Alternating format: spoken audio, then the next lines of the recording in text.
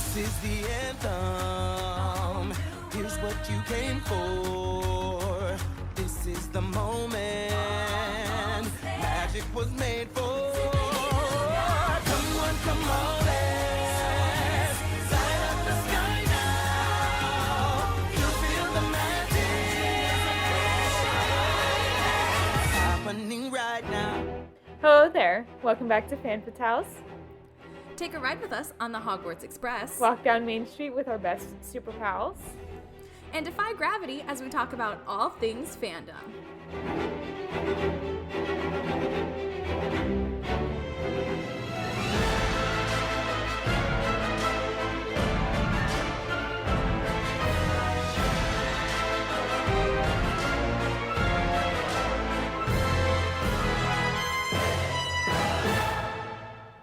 Hello and welcome back to Fan Fatales, a member of the Real Fans Podcast Network. I'm Emma. And I'm Gabby. And speaking of the RF for RM fam, we have a super awesome group of guests here today. The wonderful hosts of Disorder. We have Hunter Fagan. We also have Michael Lyons and Andy DeGenova. So, hey guys. Hey. Hello. Hey. It's nice to be here. Yeah, good to be with you. We're so Yeah, glad we're you so guys could be excited. here. It's been a lot of planning. I'm excited it's like Yes. working out. Yeah. Totally. We started discussing this episode somewhere back in 2019, so it's Yeah. nice that it finally It's happened. definitely Yeah. been a minute. I feel like Super. a lot of things started late 2019 that are just coming to fruition, to be Right? honest. I don't know if that's actually true, but it just No, feels like yeah. that. Wasn't it like Christmas though? I Wasn't mean, it? it's Yeah. been a minute. Yeah. It was like definitely Joined in Christmas time. Yeah. I think it was before I had a child, and now I have a child. So there's like a whole new human being has entered the world in the time it took us to get this episode together. So enough time, like a good amount of time. Yeah. Yeah. Yeah. So before we get into the content of this episode, we have a few questions for you guys just about things we've overheard and listened to on the Disorder podcast, because there are some things I need some clearing up on. There's Ooh. So number one, I don't know what episode it was first introduced on. It was somewhere in the Renaissance, but you guys kept talking about pizza fries. And I need to Yeah. know what these are. Oh. I'll let Hunter talk about those because they are Sure. in the HHN world, which Yeah. Hunter talks Yeah. about very easily. So So Emma, I know you're in the Orlando area. So of course, as you know, Halloween for us runs kind of all year, but predominantly from about July until the second week of November. Then we do Yeah. Thanksgiving for a week, and then it becomes Christmas again. Yeah. But yes, so pizza fries is a Halloween Horror Nights food. I know they're not the inventors or whatever before somebody comments or whatever, but it was introduced during Halloween Horror Nights 28. And it is literally just a bed of what's the type of fries, Andy? It's on the tip of my tongue. What are they called? Oh my God. The crinkly fries. Crinkle cut fries. So Okay. it's just crinkly cut fries, tomato sauce, marinara sauce, whatever. And then theme park shredded cheese on top of that, pepperoni, whatever. And sausage. Yeah. It's a Yeah. meat palooza. Imagine a sausage pepperoni pizza, but instead of crust, it's fries. It's pizza Okay. fries. I figured it was something along those Yeah. lines, but I was I just need to know. Us Americans, we've been pizzafying everything for several years now. But Yeah. This pizza is true. fries, yeah, people are all about it. I mean, there's a taco pizza, and That's you can right. do anything. So, okay. Thank you. I feel so much better already. Well, this has been a very productive episode. So I y'all know. have a great time. I feel like we've done our job. I think we can head out. Unsolved Yeah. mystery. Okay. Another thing, I know in the Lion King episode, Andy, you had mentioned lifting up your first child like Simba in the circle of life. And I need to know if you did that. Oh, I do it almost every week. Yeah, I mean, Yes. at least once a week. I pretty much sing it though. I don't actually play the music, but I sing it. I lift her up. I haven't taken a photo, but it's a pretty regular thing, especially when trying to put her to bed. Yeah, as I'm walking around with her, I get bored and I pick her up and just present her to all the imaginary animals, and she goes with it. So that's good. That's good. Good. Yeah. Potential holiday costume or a Halloween costume idea. We haven't There you confirmed yet, go. but we're kicking around some ideas. There you So go. the question Andy- is, would you be Mufasa or Rafiki? Oh man, Yeah. that's a good question. That's a valid question. It is. It Right? is. I mean, I feel Andy- like I would be Rafiki so I could hold her up, and I would make my wife Mufasa, and it would make it a little weird. Like Just the a little. parents of Simba would be Mufasa and Rafiki, but I'm okay with that. Yeah. Look, we're in a new era. Love is man. love. Yeah, you know, exactly. it's Happy true. Pride Love Month, is love. y'all. Andy, I believe you said last time we were hanging out, you've got like 2 years where you can just do whatever the heck you want, and then she's going to start, picking what she would like to dress up as. So Yes, You- yes. you These really next couple gotta- Halloweens are key yeah, Mhm. because she doesn't get a say in it, and we have Exactly. the ultimate prop, and that is a baby. Yes. Very many options. Oh yeah, so many. Okay, let's see. What else did I have? Oh, okay. Oh. Sorry. This is like my one last thing, and then Emma has one thing, and then we can get into it. So there are a lot of episodes of Disorder where y'all don't really like the movies, especially recently where I'm at like beginning of Y2K. So Emperor's New Groove and Home on the Range. And I have very strong memories that Michael and I love Emperor's New Groove, yeah. yes. Yep. Okay. Yes. but not Home on the Range. Not Home on the Correct. Range. So yeah. And also I have some beef about the Aristocats. Oh, Oh dear. Yeah. No, I Um, understand. We should go back. We should reevaluate it. I'd like I to talk agree. about pizza fries if we can. But anyway, I thought you guys should know I was screaming in my car that I think these movies are really cute, and you guys were all like bashing on them, and I'm like, but I thought it was cute, okay? Yeah. You know what you should do? You should do your individual rankings of every movie and then send it to us with your letter grades, because I would love to compare. We have gotten a Okay. couple emails like that, but Okay, deal. I actually love reading them, to be perfectly honest. Andy, I kind of dug that email. The fact that they took that amount of time to let us know. To rebut about like a dozen of our reviews. Every single one. I Yeah. mean, look, Meet the Robinsons at a D-. I'm sure it would be on site if we ever met. That's but madness. yeah. That's madness. Yeah. Here's the thing. We get that. We understand it. We respect it. But all we can do, you guys know this, you're podcasters. All you can do is be honest with your opinions. Yeah. Not everybody's gonna agree, and that's okay. And yeah, some of our Disorder episodes have been controversial for that reason, but we've said Yeah. it many times is like every Disney movie is somebody's favorite. You know, Yeah. Yeah. there's someone Yeah. willing to go to bat for almost anything as random as it might be. And that's cool. We're not telling you can't love it, but we're also not going to pretend to like something more than we do. No, Yeah. for sure. I know Andy, Gabby and I early days we did a Marvel movies ranking and we got Yes. some controversial opinions on there. Yeah. Yeah. Even between us.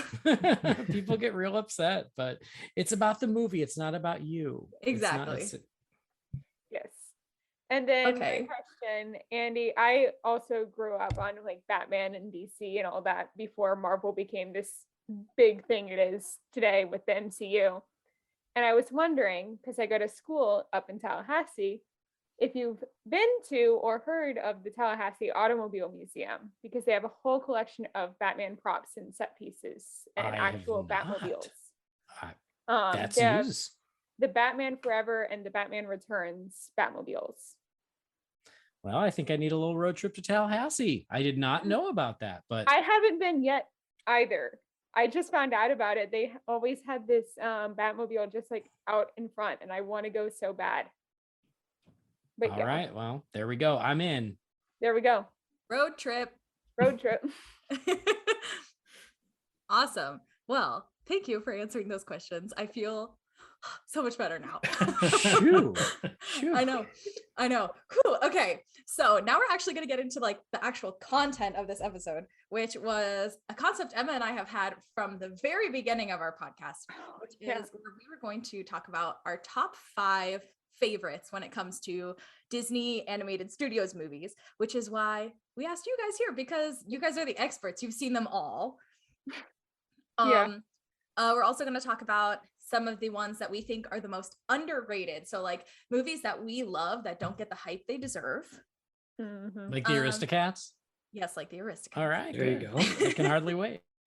And as well as movies that we think get like way too much hype. So like ones that are overrated or we're like, it's just okay. So Yeah. Sounds I'm good. excited. Yeah. Yeah, Yeah. it's a good lineup. It won't be It's a- controversial at all. no, it's not not- at all. yeah. We're Not gonna at all all agree. We're gonna all have controversial. the same choices, and we'll all Totally. just hold hands. Right. Yep. So And sing So- Kumbaya. I guess my question is, so if somebody picks one of the movies that's also on their list, or should we just do like a round table when it comes up, or are we doing them all individually? I think let's do a round table, like conversation. Sure. Okay. Yeah. Yeah. Kind of like I remember I was listening to what was it, the 2021 best movies and worst movies from the Real Fans podcast. Okay. Mhm. Gotcha. Kind of like that, probably. Okay. Yeah. Troublemaker rules. Got it. Okay. We'll see how this goes. Yeah. So I think we're gonna start with our favorites because that one I think is an easy like going into it. Yes. So I'm gonna start with my number 5. Okay. So my number 5 favorite is The Hunchback of Notre Dame. Oh, I bet this is on everybody's Hey, list. it's or a I great have place. That's a great place to start. Yeah. I Yeah. agree. Yeah. It would have been my number 6. Oh, Yeah. Emma, not Emma. even number 6. It was Oh. number I 7. have a lot of spoiler alert, I do have a lot of Disney Renaissance on my list already. Sure. I have 3 of them of the 5. That's but- totally Send an fair. angry email right now. Hold on. Typing right now. Yep. Um, You dum dums. But I can already tell you, it's on Michael's list, it's on Andy's list, it's on my list. Like, Yeah. It's not mean, in my it's- top 5, but I'm What? much like Emma. Oh, it's in my top never 10. mind. What? I'm gonna write you a nasty email. too, Okay, Michael. well, Mickey's mailbox is gonna have like It's just gonna be surprises emails there of this us to week. each other. um, We just Yeah, put so- an X over Michael I know. on the We'll just Um, say yes. It's my number 1. So I'm riding with you on this. Hunchback of Notre Dame. It's my favorite Disney animated feature. It's one of my favorite films. So I'm with you. Excellent choice. Yeah. So I think Hunchback is great for many, many, many reasons. I think it's one of surely one of the most unique Disney movies out there, yeah. at least in my opinion. It is, especially for like the Renaissance. I feel like it stands out on its own, and it also like fits in with the group as well. It's just, it's perfection to me. No, I mean, this was also number 5 on my list for a lot of the same reasons. But for me, when I think about the Hunchback, there are so many great things to love about it, right? It's the Mhm. animation and the story and the actual themes, which get into some dark subject matter, especially for Disney animation. But for me, Hunchback comes down to one thing, and that is the music, man. I never, yeah, I'm always going to go back out there, and I know that Out There has become a popular like remix track on TikTok for a lot of people lately. Oh yeah. So it's really climbing up there, and people are like, Out There is so underrated. I'm like, it's part of the Castle show, or at least it was. So not really, but I'm glad you like it. So yeah, the music is a big part of that. Andy, Michael, you guys already know I've got one little hang up on this soundtrack, but we're not here to talk about that because it's still You mean a the pretty bop of great all movie. bops, a guy like you? I like you. Okay, that croissant line though is It's so worth it. I mean, It it's really no is. my paw, but it is what it is. I know Um, Gabby had a problem with what was it? The beginning of Out There on the soundtrack has the Frollo Yes. part, and she Yes. doesn't like that. I know. I don't like that on the soundtrack. Like Frollo's bit at the beginning is like Oh. mashed in Oh, with Quasimodo's part. Yeah, I kind you of want love it to be that like 2 because separate tracks, like an intro, and then Yeah. that's what we were saying. It should be You two can- separate tracks. you can edit it that way and do your Yeah. own. Yeah. Yeah. Yeah. whenever I I- walk into Andy's house, he just looks at me. He goes, "You are deformed," and I like I repeat it back to him. I do. And Remember, Hunter, this is your sanctuary. when I eventually get kicked out, it's where I'll have to go, and I'll live in his attic. We do our ABCs: abomination, blasphemy, Yes. contrition, all the important things. No, Yeah. I mean, I've said it 100 times on Disorder. I just think it's a masterpiece. I think that It is. Disney animation has never looked better than in The Hunchback. I'm not saying Yeah. there aren't others that are equal, but I'm just saying like the animation is so gorgeous. You could tell that this was a time where they were just flying high and were willing to take the creative risks that they took with Hunchback. And I think that the end result is just a masterpiece. I think it works on all accounts. The music is beautiful, the animation is beautiful, the characters are wonderful, the themes they explore are so bold and impressive. Yeah, it's my number one for many, many reasons, but it's all of that. I love it. Agreed. It's pinnacle. It's great. Yes. Okay. Have we loved up on Hunchback enough? Do you guys? I mean, for the sake of time, I'm trying to keep it succinct. Yeah, We had a lot of movies to cover. And I'm sure it Cool. will end up on like an underrated list or something. Yeah. I mean, I hope that you and Michael are updating that underrated list right now as we speak. I mean, spoiler alert, it is on my underrated list. Okay, great. See that as long Same. as it's covered. Check. Yeah, We're it's good. covered. Yeah. Okay. Okay. Emma, do you want to do your number 5? Sure. So my number 5 is the most recent Disney animated film, being Encanto. I just immediately after seeing it, the day it came out on Disney Plus, I fell in love with the movie. I love all the characters in it. Like Luisa, who is like overworked, Isabella, who is pressured to be perfect. I feel like, I know Gabby and I talked about it. We said that like there's a character for everyone in it, if that makes any sense. And I just love the music. Lin-Manuel Miranda, genius. In the Heights, Moana, Hamilton. Yeah. Oh no, I just Are really we, love I don't know. Are we ready to like show our cards on this one, guys? I don't even know. when is about this to going review up? this. Yeah.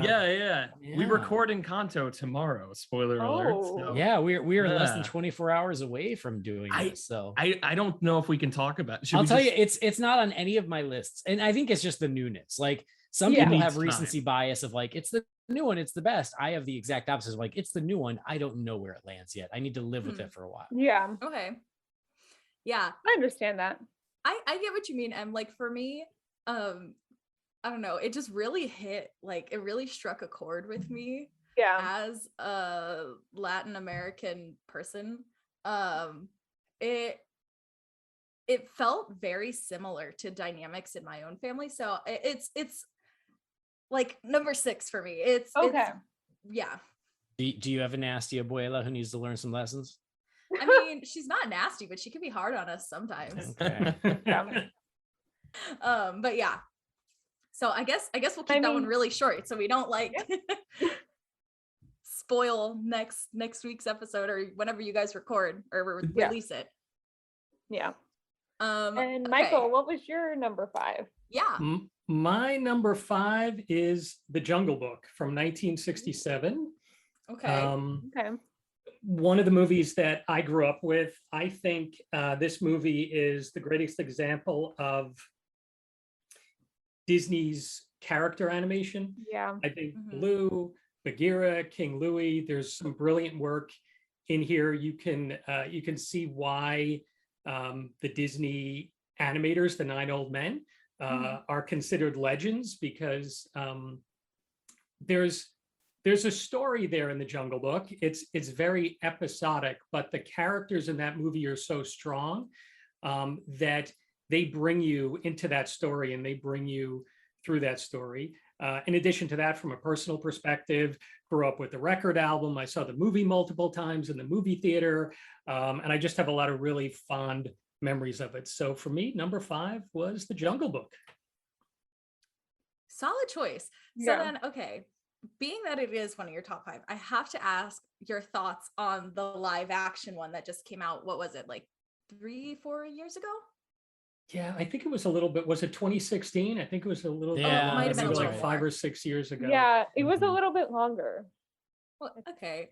Like 2021 and 2022. Right? Yeah, I know. Like Time- they all time kinda doesn't mash. make any sense What is anymore. time anymore, right? Yeah. Yeah. It was 2016. Okay. Yeah. So Okay. like 5 years ago. I have no idea.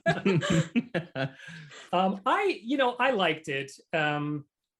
I think that movie did a good job of balancing the photorealism of the animals and still making them seem like personalities and characters. And I Mhm. think they utilized the voices really well. Was it a perfect film? No, it wasn't. Was it entertaining enough? Yeah, it was. I don't think I've revisited it since watching it probably in 2016.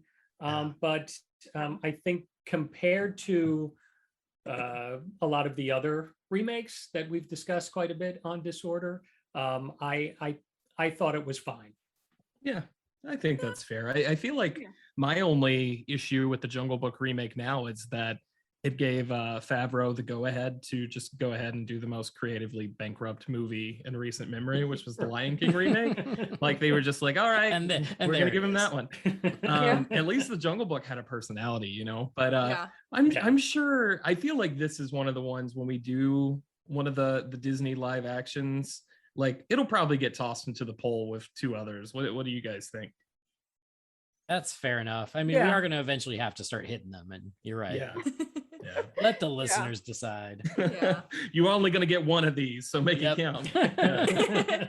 No, I agree. I mean, I personally don't like the live action movies when they're like super, super realistic, like Lion King. Hated it. I couldn't stand it because it was like too realistic, Yeah. but their mouths moved like people mouths. Like Yeah. it just doesn't Yeah. work. No, totally. And that was also your thing with Jungle Book too. Yeah. Also, why is remember. King Louis huge? Yeah, That that made no was sense kind of to me. odd. Yeah. for Yeah. reasons. Yeah, I was weird. Okay. Anyway, let's see. Hunter, what is your top number 5? Oh no, yours was Hunchback, wasn't it? Yes. Yes. Okay. Andy's So number 1 was Hunchback. So what was your number 5? yes. My number 5 is Hercules. That It's one's on just- my list. Oh, good. All right. We're It's friends my number again. 3. Yes. Yeah. Hercules is just a straight up good time. It is Oh, a yeah. feel good movie. It's a comfort movie for me. I can turn it on any day of the week and just be happy for 90 minutes. I think it's Yeah. just a hoot and it's hilarious. The characters are great. The music is amazing. My only complaint about the music is I want about 10 more songs, 8 from the Muses.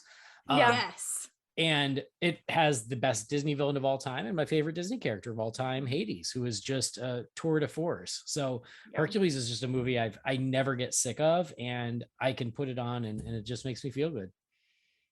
I agree. And then I also put it on my list because I mean, Gabby knows this. I was a huge Greek mythology girl growing up. I grew up with the Percy Jackson book series.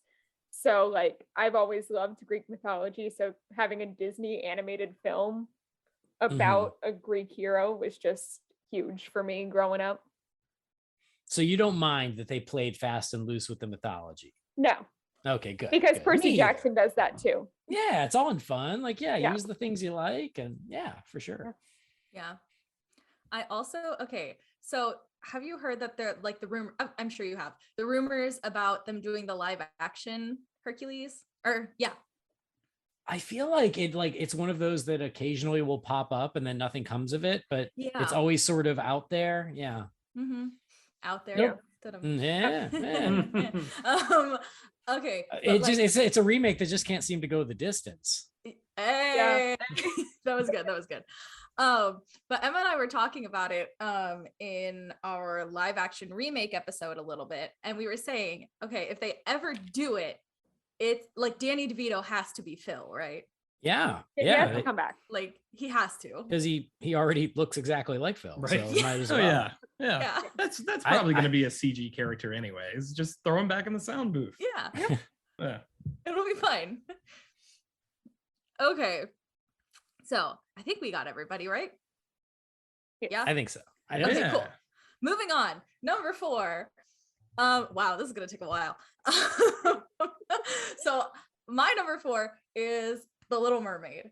I grew up with that movie. I have the VHS tape, like the one. I don't you Yeah. know, Oh yeah. I that have that one. one too. yeah, Yeah. I'm hoping it's gonna put my kids through college someday. right. So just have always had it. It's always been around. She was my favorite Disney princess up until a little bit more recently. But Ooh. yeah, I loved that movie. I had no problems except for the fact that Ursula used to scare the crap out of me when she got super big. Also, the scene where the boat catches on fire. That used to scare me too. I used to just like turn it off and walk away. No, I get it. That's a natural fear. Boats on Yeah. fire. Yeah. Yeah. But other than that, love it. 100%. Great pick. Yeah. Yeah. This one Yeah. didn't.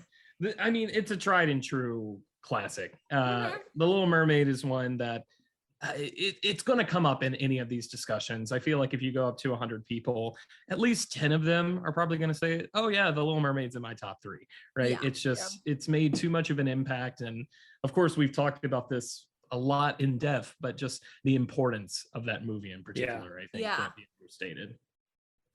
Yeah, that movie did so much for animation, right? It brought Mhm. back the fairy tale for Disney and Yeah. reintroduced music, kind of really reinvigorated the movie musical. And it kicked off, an entire decade of amazing animation at Disney too. So Oh, Yeah. yeah. And it totally helped to kick off Alan Menken's career Oh too. yeah, that's Oh, what I was yeah. just about to say, Gabby. Right? One mind, one brain. But yeah, it's just a great movie, great film, great. Even the stage show is great. Yeah. It's all great. Yeah, it's not quite on any of my lists, but like that's just a personal preference thing because it's Yeah. great. Like it's Yeah. it's a terrific film, and I got nothing bad to say about it. And yeah, anyone puts it in their top 5, it's like heck yeah, hard to Yeah. argue with that. Totally. Yeah, totally. I get that there are I totally get it. There are other movies that are just better. It's just the nostalgia for me. Yeah. So anyway, that's my little bit. Emma, go ahead. So my number 4 is Peter Pan. I grew up like watching that movie. I love Wendy Darling. I love Peter Pan. I just watched it this past weekend. I nanny for this family, and the kid never sits down to watch movies with me. I turn on Peter Pan and he sat through the entire movie just watching it with me and was like laughing at Captain Hook and Smee and just like really enjoying it. It was a surreal experience and I just love the movie. Of course, Tinkerbell, our sassy fairy who has now been a staple in all the like in the fireworks show, everything like that. Yeah. I'm Classic. honestly- Yeah. I'm honestly surprised it's this low on your list. But you know my others.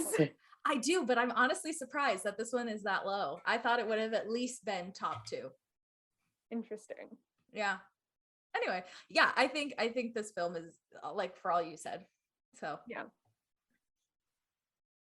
Yeah, this is another one. It didn't quite make my list, but it almost did. Yeah. It was one of the options just because I love it. It's such a great adventure. I love Neverland, and Captain Hook is another one of my favorites. He's just so fun to watch. What a great character. And yeah, it's a great one. Excellent choice. Yeah. Mhm. Agreed. And then a live action will be coming out later this year on Disney Plus for it. Mhm. Yeah. There's also the straight to DVD sequel, Return to Neverland. That one came out in theaters. Did it come out in Yeah. theaters? Yeah, it did. Really? I paid to see that in a theater here at the Same. Pleasure Island AMC. Same. tells you how much I know about that one. That one I feel like we will get to on Disorder. Okay. I feel like we've got to. I also watched that one with the kid this weekend because I was basically doing an overnight shift from Friday to Sunday. So we just watched Disney movies. Oh, what'd you think? It was great. I love that Oh. one. I Oh, also okay, watched good. that one growing up too.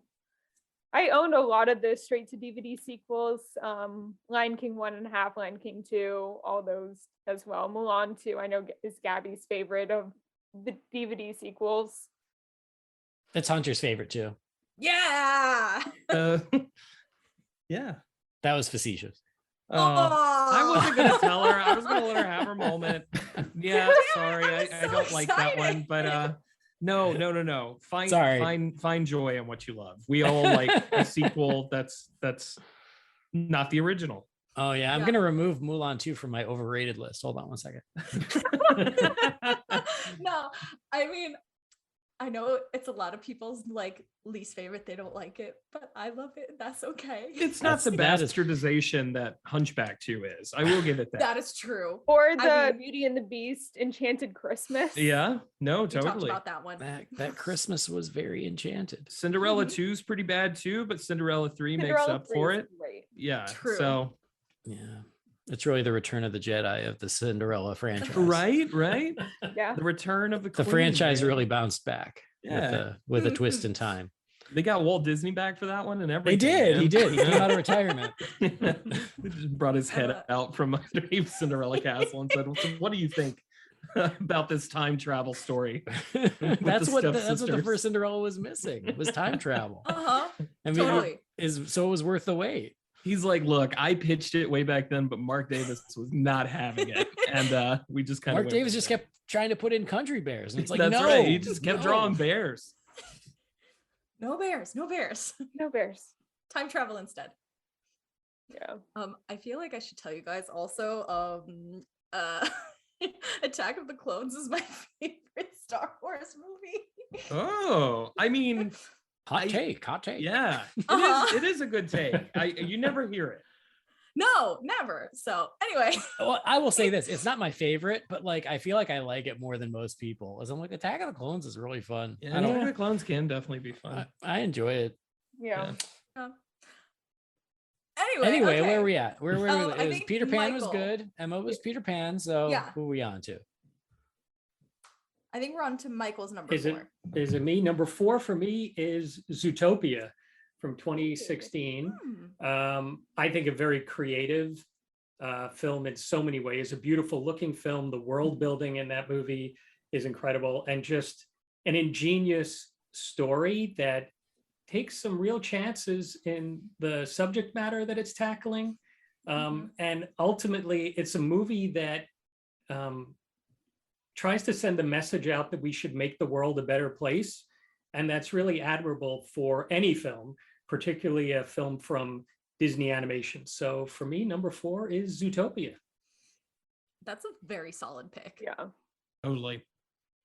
I do love, there's one scene, I think I can't remember when, but it's when Judy, I haven't seen the movie since it came out, but it's when Judy meets like with her like bully, and he's like, I'm really sorry, I was misplacing my anger towards you, right? And it sounds like he's like actually gone to like better himself and like see a therapist, because that's like clinical talking. Like I'm studying psychology. Yeah. So that's totally like what it sounds like. That, and I love that, I think it's great.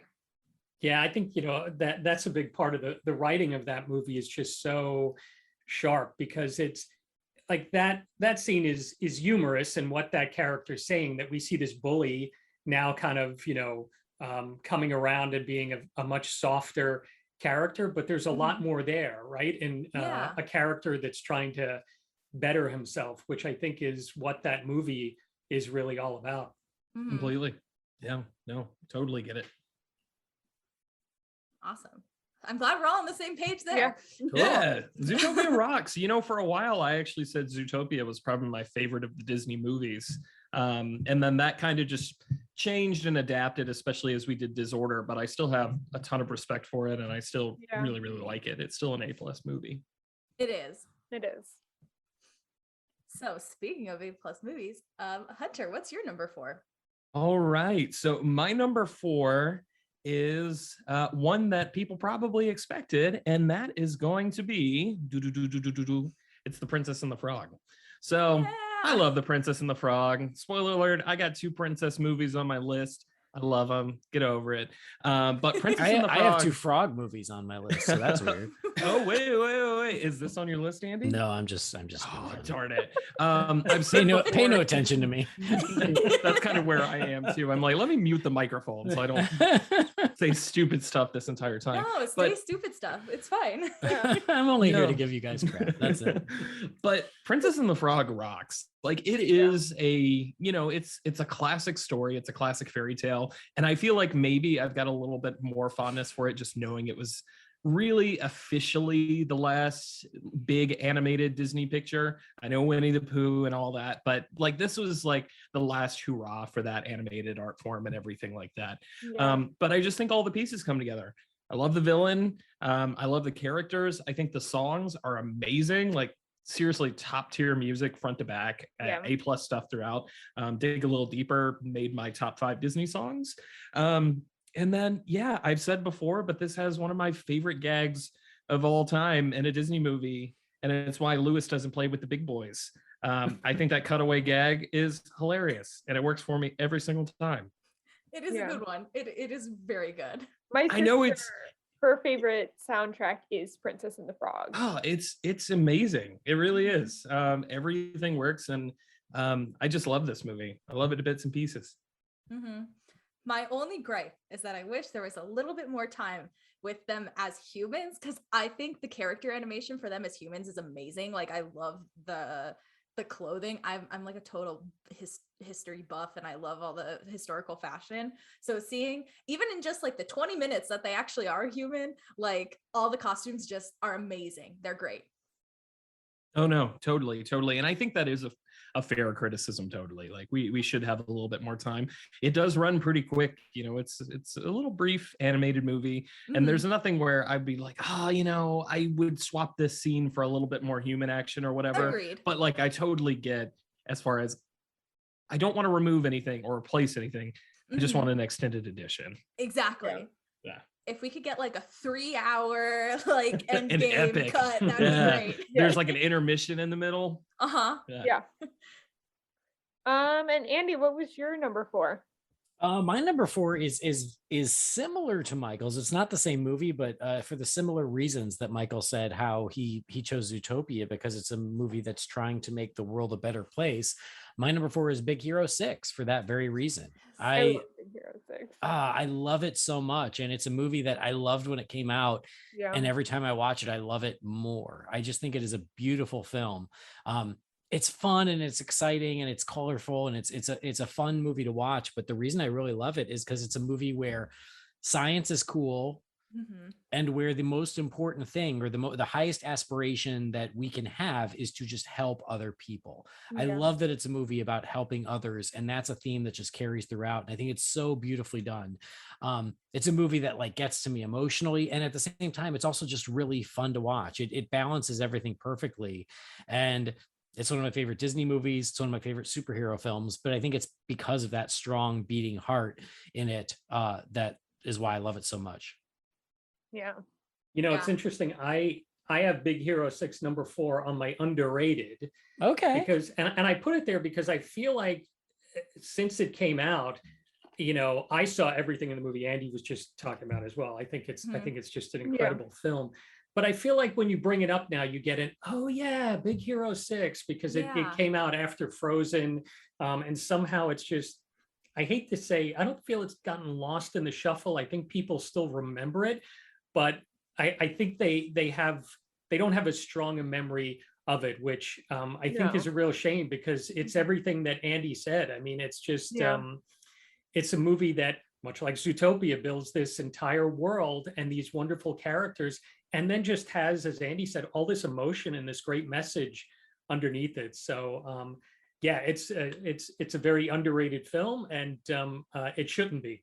So. Yeah, I think it is. It came after Frozen and then before Zootopia, and both of those were $1 billion smashes. Yeah. Totally. And Big Hero 6 only made a lot of money. Right. It didn't make $1 billion. It made exactly. 99 million. Oh no. So That's it kind of got lost in the shuffle. So which is a shame, because it's just such a great film, and again, I feel like it has only gotten better the more I've revisited it. It's so well done. So yeah, agreed. I will say it's also on my underrated list. All right. Yeah. Okay. 2 things. First of all, that reminded me so much of Linda Belcher from Bob's Burgers. And then the second thing is, I think they did the costume characters in the parks so dirty when it came to Big Hero 6. Oh yeah. Because it was really just Hero and Baymax, and and Hero was just in his street clothes. And then I saw in I think it's Disneyland Paris, but there was some park. One of the international parks. I know what you're talking about, Gabby. Yes. And they're like regular people in regular clothes, but they have like masks, like character masks. And it's just, it's so bad. And it's so scary. And I was like, if I was a kid, I would never want to go up to that thing. It's one of those where like sometimes it's a face character and sometimes it's what we call a fur character. Because they do the same thing occasionally with like the 3 fairies from Sleeping Beauty or Fairy Godmother. Yeah, exactly. And sometimes it's you can see their face and sometimes not, but yeah, it's super weird. And Yeah. that's another reason that I love the films, just talking about the team aspect, is it's also one of those movies that is effortlessly diverse, Yeah. Mhm. you know, in a very natural, not ham-handed way, where it's like, just it's such a great diverse group of characters that everyone can see themselves in it. Mhm. Yeah. And it works. It Yeah. fits. Yes. Like you're like, yes, I can absolutely see how these people would be friends and would Right. do stuff Yeah. together. And Honey Lemon is like to this day one of my favorite characters. I know Gabby knows Agreed. this. Yeah. I love that she's like typing out all the formulas on her purse, part of her Mhm. superhero costume, like on the fly. Yep. Yeah. Great. Yeah. Great choice. Okay. Number 3. So well, I've my already number- said my number 3, which was Hercules. Yes. We've already Emma's talked was about it. Hercules. So my number 3 is Sleeping Beauty, which I just it's a recent favorite, honestly. It was when I watched it again, just before I actually listening to the Disorder episode. And I revisited it and I was like, oh my gosh, I slept on this movie for so many years. And like, I truly appreciate it for the art. I think that it's just beautifully made. I think it's a classic fairy tale. There's nothing to dislike about it. Also, one of the best villains, like in my opinion, for across any Disney movie. I think Maleficent is like such a great villain. Like she's just great. I love the whole movie. I love it. Yeah. No, you basically hit everything, because this is my number 3 as well, with Sleeping Beauty. Yeah. But for a lot of the same reasons that I said on the episode and then our capper, I just think this is absolutely gorgeous. And if it wasn't for a little movie named Fantasia, I think it would be pretty easily the best looking movie in Disney Animation's like catalog. And at times I think it goes head to head with Fantasia, just depending on what you're looking for. But yeah, I said that I had another princess movie on my list, and that of course is with Aurora right here. But yeah, you really hit it all. Maleficent is great, movie's great, everything is awesome, and I love Aurora's little song. It's cute. Oh, me too. Yeah. Yeah. It's a hummable bop. Yeah. I also love the fairy godmothers. Like their dynamic is just immaculate. And my favorite line from the whole movie is when Flora is making the dress and she puts it on Merryweather, and Merryweather's like, this looks terrible, and Flora goes, that's because it's on you, dear. And it just, like, oh, gets me every time. It's always a good laugh. Yeah. So, okay. Emma, we covered yours. Michael, what's your number 3? My number 3 is from 1994. And I feel I have to be very specific about the year, because it's The Lion King from 1994. That's my number 2. All right. There So you go. Yeah. Yeah. I think it's the best of the Renaissance period. I know when we covered it on Disorder, Andy said something that I think really hit the nail on the head. And that is that after Beauty and the Beast, after Little Mermaid, Beauty and the Beast, Aladdin, you can put Rescuers Down Under in there as well. The Lion King was like this grand promise of everything that Disney animation was capable of fulfilled, you know, and just one of these movies that, you know, kind of these once in a generation movies that we get every now and then, and we're lucky to get, in that it goes beyond the screen and really becomes part of our lives. Gives us sayings like Circle of Life and Hakuna Matata, and means something very personal to everyone. And on top of that, it's just a wonderful story that is a very human story, but yet there's not one human in the movie. But I always find that really, really fascinating, in that this tells a story that every person can relate to, but it's told completely with animals, and there's something very fabulistic and really magical about that. So for me, it's The Lion King. Yeah. And my, like, everything you said is pretty much why it's my number 2. Also, I don't know if this is a controversial opinion, but my favorite Disney park show is the Festival of the Lion King. I just love it's all a the good music. one. Oh, it's a great show. One of my I don't think that's controversial. I think most No. people, Okay. most people I will don't be know. on your side. Finding Nemo gives it a pretty good run, I think. Yeah. But they're both in the same park. Yeah.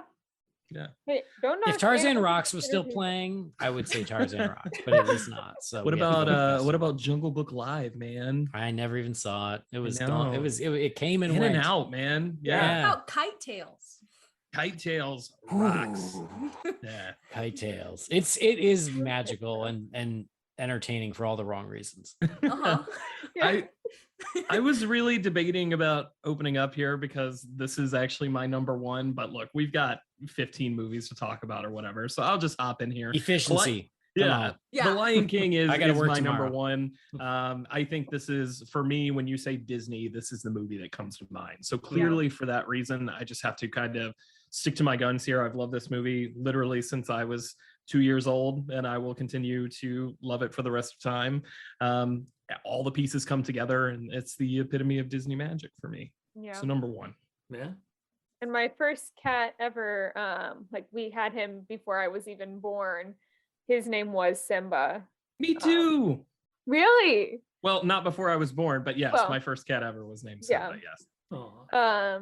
He was an orange tabby, and now I have well, it used to be Tigger and Pooh, but now Tigger is the only one that's alive out of the two of them. We've always had male Disney named animals. Cute. Cool. So, Andy, Yes. number 3. My number 3 is Treasure Planet. I knew it had to be on this list It's somewhere. in there. It's in there.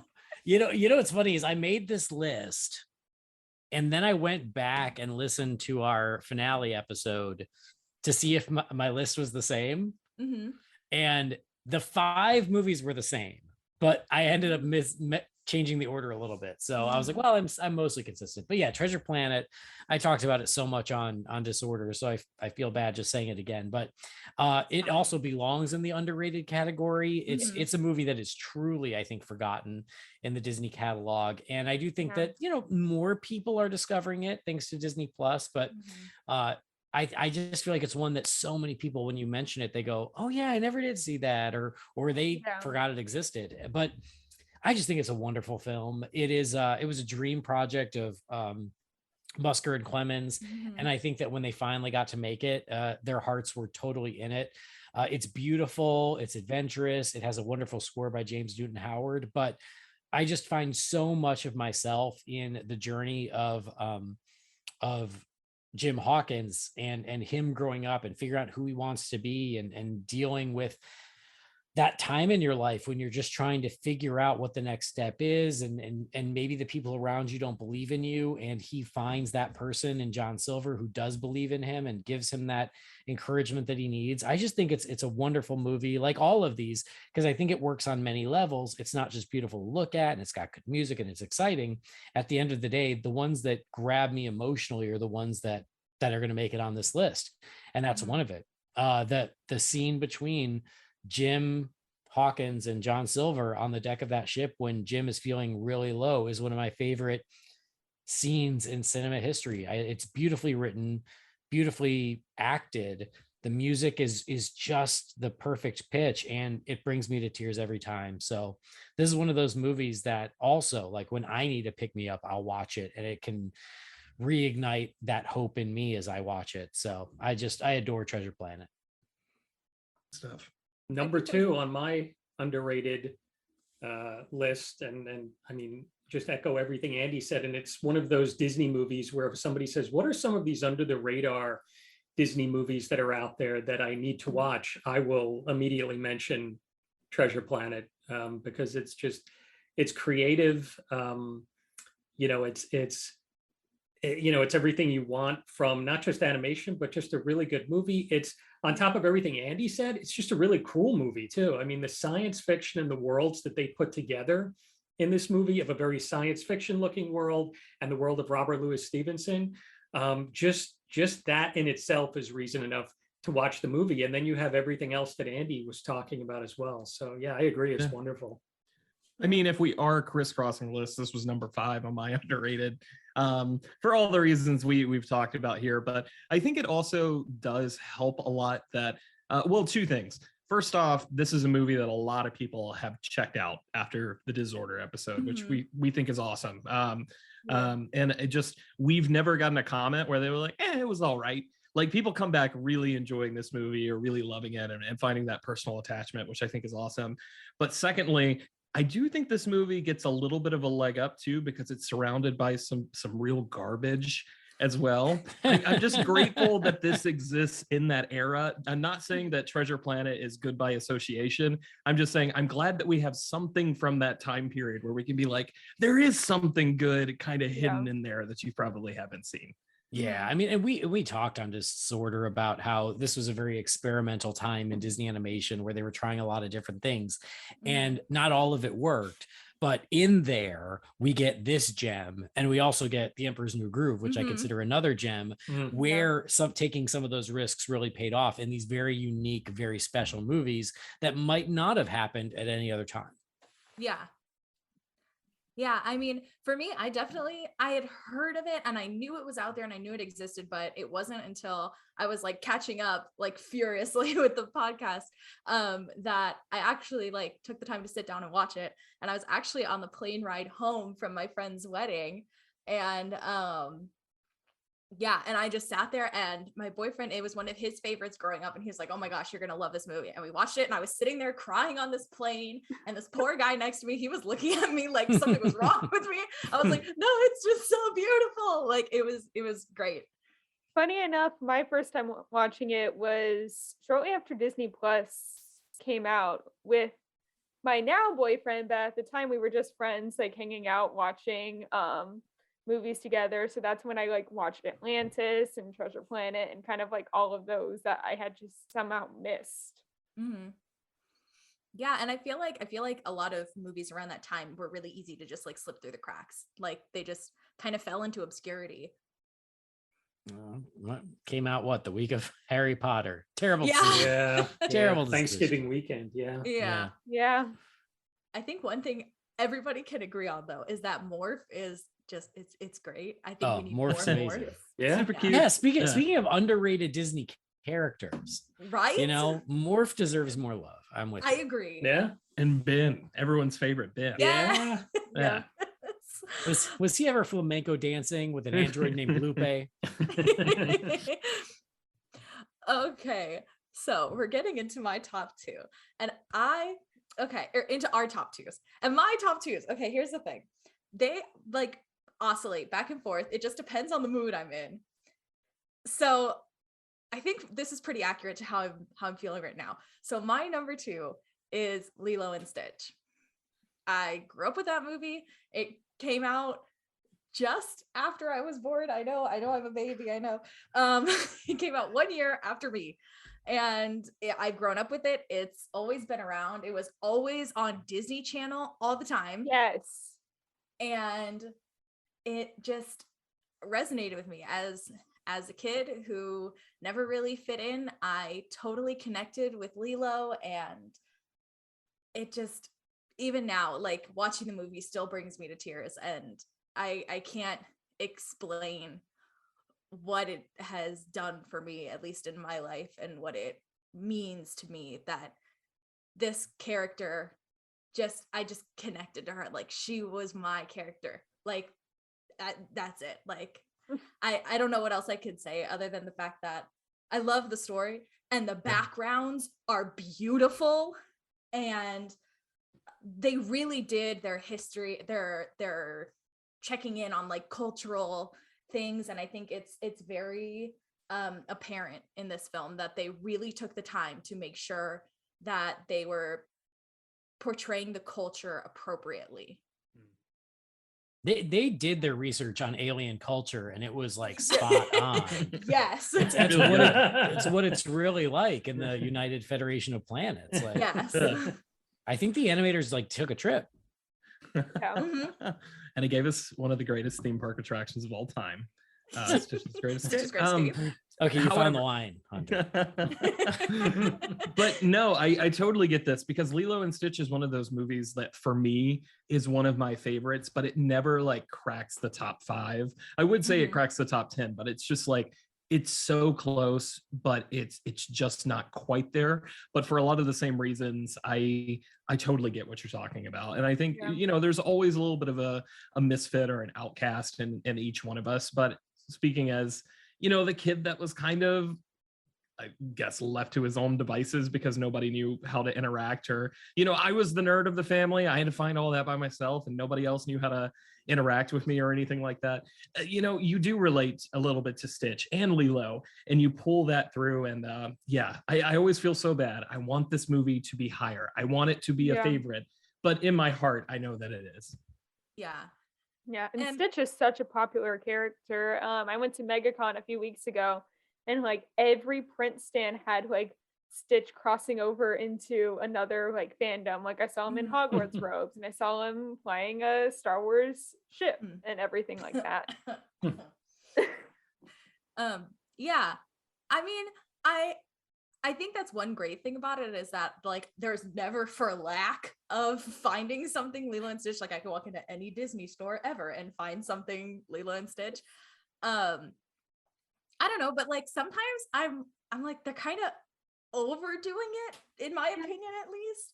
I feel like it's one of those things that they know, slap Stitch on something and people will buy it. And it's been that way since the Yeah. early 2000s. It's Exactly. never left. Yep. I mean, but then I'm also to blame. Like last, like 3 months ago or whatever, they brought back the Stitch Happy Meal toys just randomly to McDonald's. Not did sure what they? the tie-in. Yeah. Yeah. Not sure what the Probably tie-in the, was or anything. 20th anniversary, I think. Maybe it was, but it was literally just promoted Stitch. And I went feral. I went and like collected 5 of them. Like I was on the app. I was like, let me get my free Happy Meal, and giving the food to bums and everything like that. I was about collecting the Stitches, man. Yeah.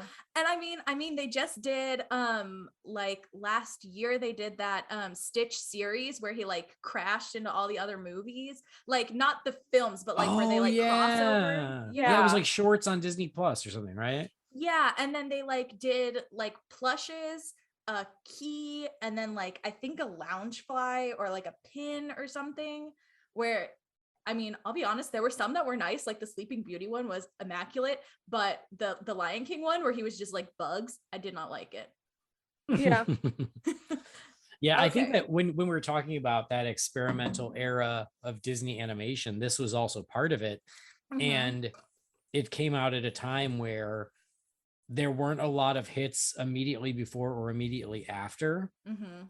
And so Disney just was like, okay, well, Stitch sells. And they just were all in on Stitch because Yeah. after Lilo and Stitch, it was quite a few years before they had another real bona fide hit. So they just Yeah. kept riding the Stitch wave.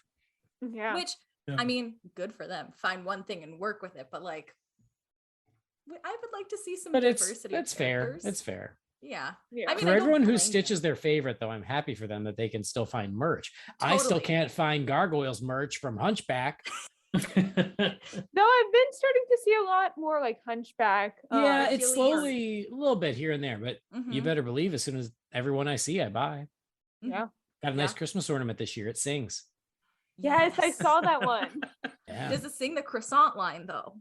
No, it's out there, It's but out there. maybe if we buy enough of the Quasi one this year, I can get a gargoyle gargoyle. one that sings a guy like you, and I will buy it for my friend Hunter. Yes. Perfect. I can't wait. Oh my gosh. I don't know if y'all heard the dog. She just like went nuts, and I don't That's know okay. why. Yeah. Okay. Love She doesn't Stitch. like Hunter's sarcasm when it comes to a guy like you. I guess no. It's not sarcasm.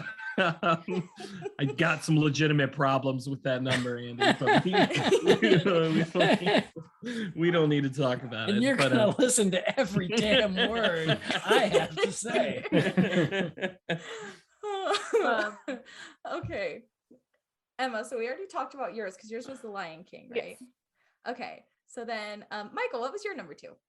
Number 2 for me is probably one that a lot of people put on their bottom 5 list at Disney. And for me, it's on my top 5 and up so high for purely personal, nostalgic childhood reasons. And that's 1973's Robin Hood. Yes. To me, this movie is the Disney movie that was my gateway into Disney. This was why I fell in love with Disney. When this movie came out in 73, I had all of the toys. I had all the coloring books, comic books. In the days before streaming or DVD, my parents had to take me to the movie theater to see it time and time again, which they did. I loved all the characters. I still do to this day. I just think, much like Jungle Book, this is a great example of character personality animation. I think there's real magic in it with, the characters having these personalities and talking. Prince John is not only my favorite Disney villain, he's my favorite Disney character. Peter Ustinov, the actor who provides the voice, is a genius, and Ollie Johnston, who was the animator, crafted a real developed personality, developed villain, developed character that is seemingly acting on the screen when he's there. And yeah, I mean, I think in some small way the animators were trying to say something about love and love conquering all, and the underdog and Robin Hood. But I just love the movie because for me it is just pure Disney entertainment and just a portal back in time to my childhood. So Robin Hood, number 2 for me. I also love Robin Hood. It's not on my top 5. It probably recently has made my top 10. Gabby knows Agreed. this. At my university, I just took it was a medieval literature class, but then we watched like film adaptions for it, like whatever legend we were reading, for like 3 or 4 weeks afterwards. And our last one was Robin Hood. So I want part to of go to that was class. this is Robin Hood. Yeah. I that's also cool. watched Sword in the Stone in the class. It was great. That's Mhm. cool. Yeah. Yeah, Robin Hood is definitely on my underrated. I don't think Same. people appreciate it enough. Oh, yay. I'm glad to hear that. No, Yeah. it's a great film for all of the reasons you said. Plus, Yeah. I mean, the music is amazing. I mean, Yeah. I can't listen to my Disney playlist without listening to Oodalolly. There you go. Yeah. Yeah. It's great. It's a great fun film. Yeah. Didn't quite make my top 5, but it's like definitely my top 10. Yeah. And that's only like recently. So yeah, So very nice much to hear. very much underappreciated. Yeah. You usually don't hear that. Usually through the years when I've told people Robin Hood, specifically before Disorder, Mhm. I'd hear, really? Really? Robin Hood? Really? Because I think when we talk about those different periods at Disney, the 70s was a challenging time for Mhm. Disney. This movie was made not even 10 years after Walt had passed away. Mhm. The animators that were there were just trying to keep animation going. There's all of the YouTube videos you can watch of how scenes from this movie were kind of traced over action and scenes from other movies. So they obviously didn't have the budget that they once had. And I think because of that, Robin Hood gets very much attached to a quote unquote downtime Mhm. at Disney and gets wrongfully dismissed. I think so. It's nice Yeah. to hear some other love out there for it. Yeah. Michael, I was actually thinking about this recently, as one does, late at night when you can't sleep. I was like, so why wasn't Robin Hood?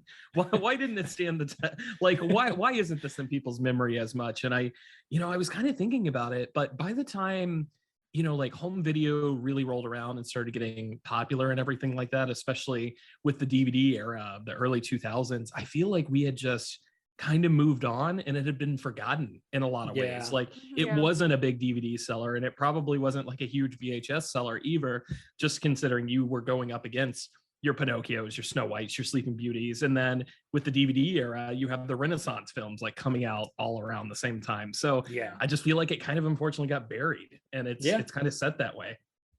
Yeah. No, I agreed. definitely remember watching it as a kid. I think we owned the VHS. My family did, because I remember telling my dad, "Hey, I'm watching this movie for my class," and he just started singing Oodalot, or the Robin Hood and Little John walking through the Yeah. forest, like that Yeah. song to me when I mentioned it. Yeah. So great choice. Very good. Thank you. Very good. Very good. Andy, what's your number 2? My number 2 is another masterpiece. It is Pinocchio. I think that you could argue that Pinocchio is the best film that Walt Disney Animation Studios has ever made. It is truly a masterpiece. Snow White and the Seven Dwarfs came out of the gate already a masterpiece, and somehow Walt Disney and his team found a way to top it in almost every conceivable way. the artistry on display here in the animation is just mind-blowing. The story is so entertaining. The characters are great. Jiminy Cricket is, I think, a standout and has, Yeah. become one of those mascots for the company. Like you were saying about Tinkerbell, Jiminy Cricket is that same type of character who transcended his own movie and just became one of those Disney mainstays. The Yeah. music is fun, the characters are great. It's just a wonderful film, and one that always puts a smile on my face, and one much like most of these I can put on, and it's always a good time. It always makes me feel good. But yeah, Pinocchio I just think is a triumph in filmmaking, and the fact that it's an animated film and it was animated in the late 30s to be released in 1940 is just mind-blowing what they were able to achieve. So Pinocchio, it still blows my mind to this day. Not going to add much more to that because this is my number 2 as well. So that's going to finish my list. But all right. Yeah, Andy, I totally agree. And I'm so glad you opened with that because I do think absolutely this is probably objectively, technically, however you want to qualify it, the best movie that they've ever made as far as the story and all the pieces and everything coming together. And just every time I watch this thing, I just look at it and I go, holy crap, somebody did this frame by frame. And that's not to like put down modern techniques or anything, because I know you're out there and you're listening. But it just frame by frame in a sweaty workshop, sharpening pencils and smoking all of cigarettes. That. Yeah, literally just you can see the smoke. That's actually how they got that wood grain effect on Pinocchio. It's just fucking excuse me. It's just tobacco mouth dripping on Pinocchio. So yeah, but no, Pinocchio, absolutely great film. Love it very much. And well, I'll save us some time here too, because this is my number 1. Oh, great. Man, because nice. I mean, I'm I don't know if I can really add shocked. any more other than everything Andy and Hunter said. This movie's just an absolute wonder to behold every time you see it. It's not only my favorite Disney film, it's one of my favorite films of all time. And yeah, it's just stunning to watch this movie. It always pulls you in. The characters are incredible. And like Hunter said, it's hard to believe when you watch this that all of this was crafted by hand, and it seems at times as if the camera is moving through some of these scenes and you forget that it's not, and then you remember that it was made in the late 1930s. Yeah, I mean, and it's no wonder that this movie has come to mean so much to the Disney company, because I think it represents so much of what the Disney company represents and what Disney represents to so many people, which is, hopes and dreams and all of those coming true. So yeah, my number 1, Pinocchio. All right. And then Hunter, did you say your number 2? Yeah, it was this one right here. And my number 1 was Lion King with a little bit of additional flair on Pinocchio. Yeah. So let's get into our number 1s here. Hold on. I'm gonna be honest with you guys. I don't love this movie. Is it in your overrated? Maybe. Oh. So okay, here's the thing. I think you can't deny that, like, for the time, like, the animation is beautiful, like the work, like the craftsmanship, just like as a film, it is technically beautiful. Personally, I don't really love how disjointed the story is.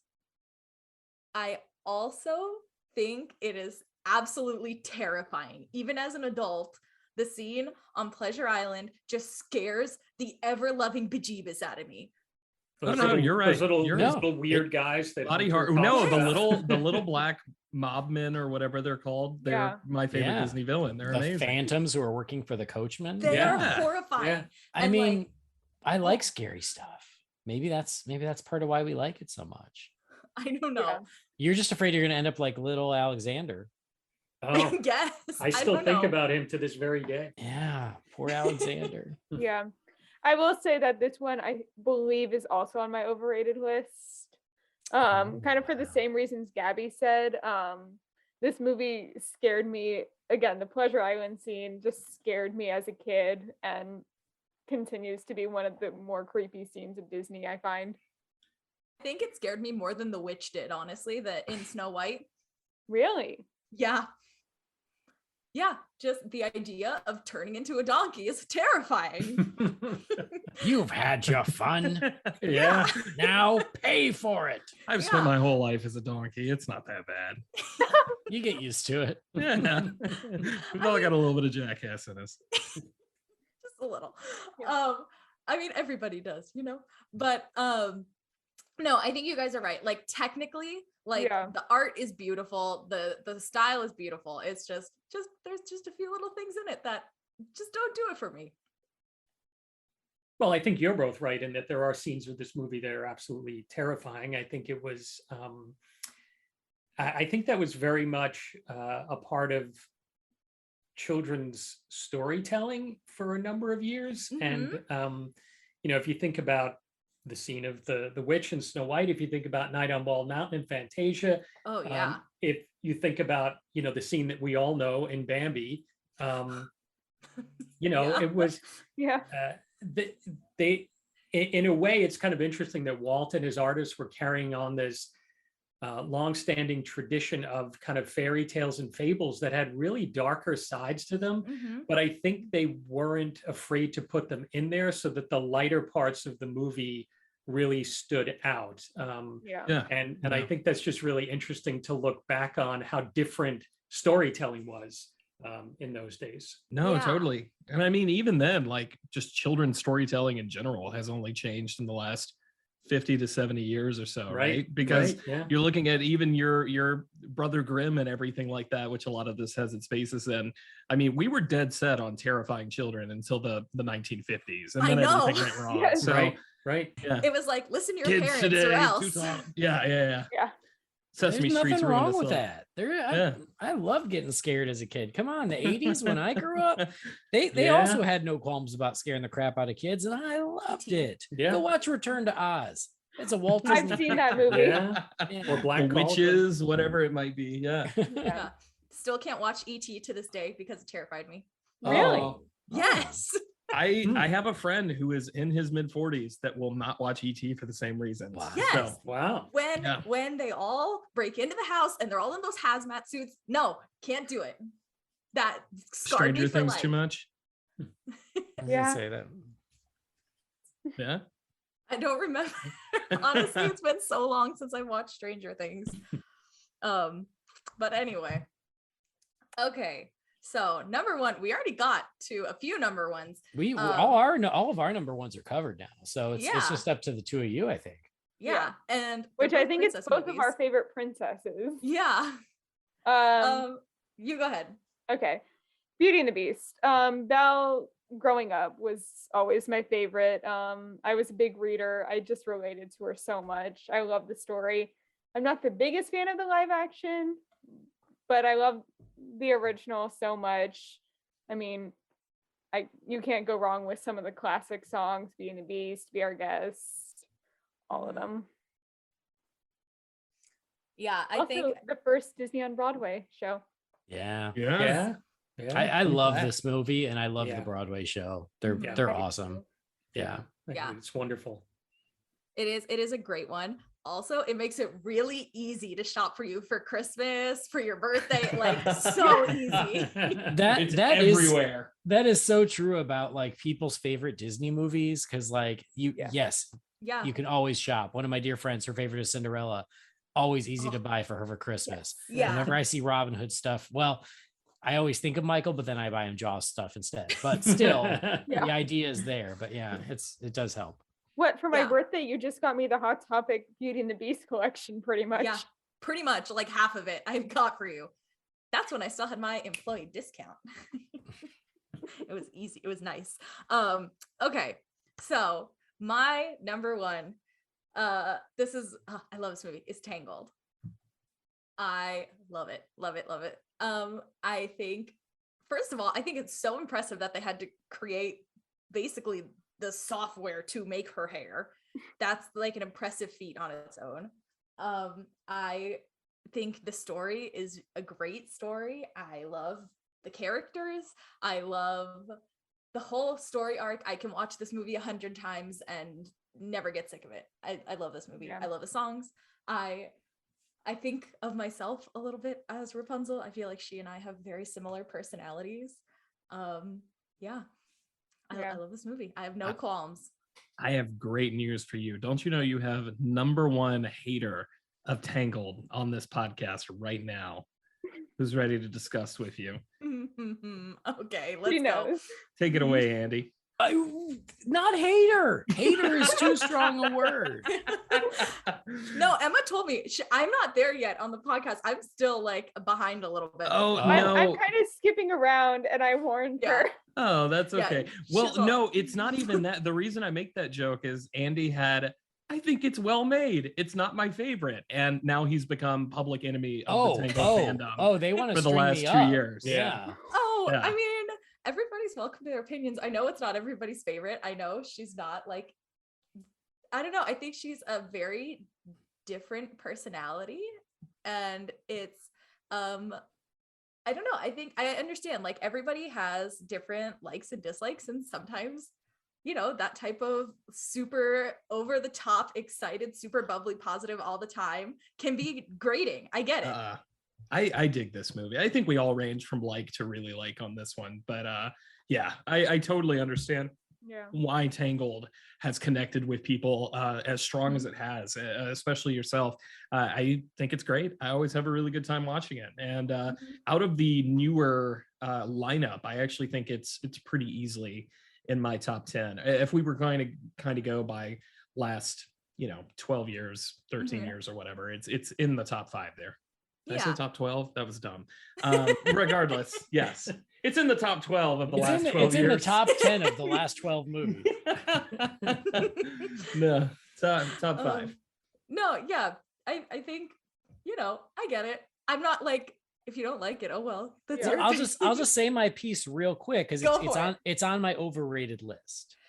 That's okay. Go for it. Go for it. And but I think it's a fine movie. It's a perfectly pleasant movie.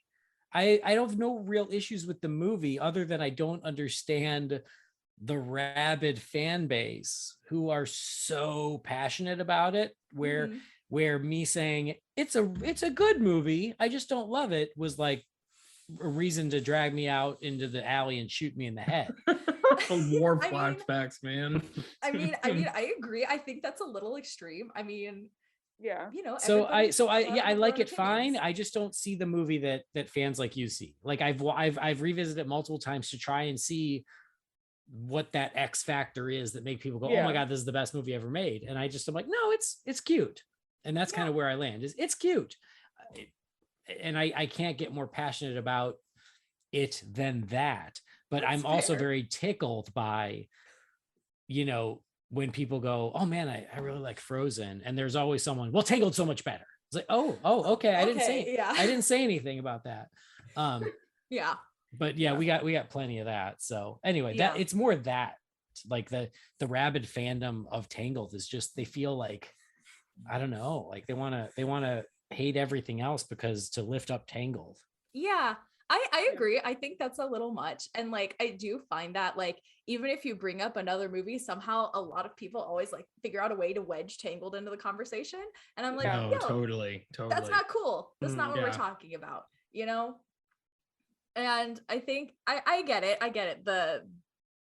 I also don't know why people are like so crazy about it, that they feel like, like you said, that like it's, you say one thing where you're like, hey, it's fine, and people are like gonna strangle you or something. I don't think that's fair of people to do, and then it gives like anybody who likes Tangled a bad name, and I'm like, no, I just like the movie, I swear.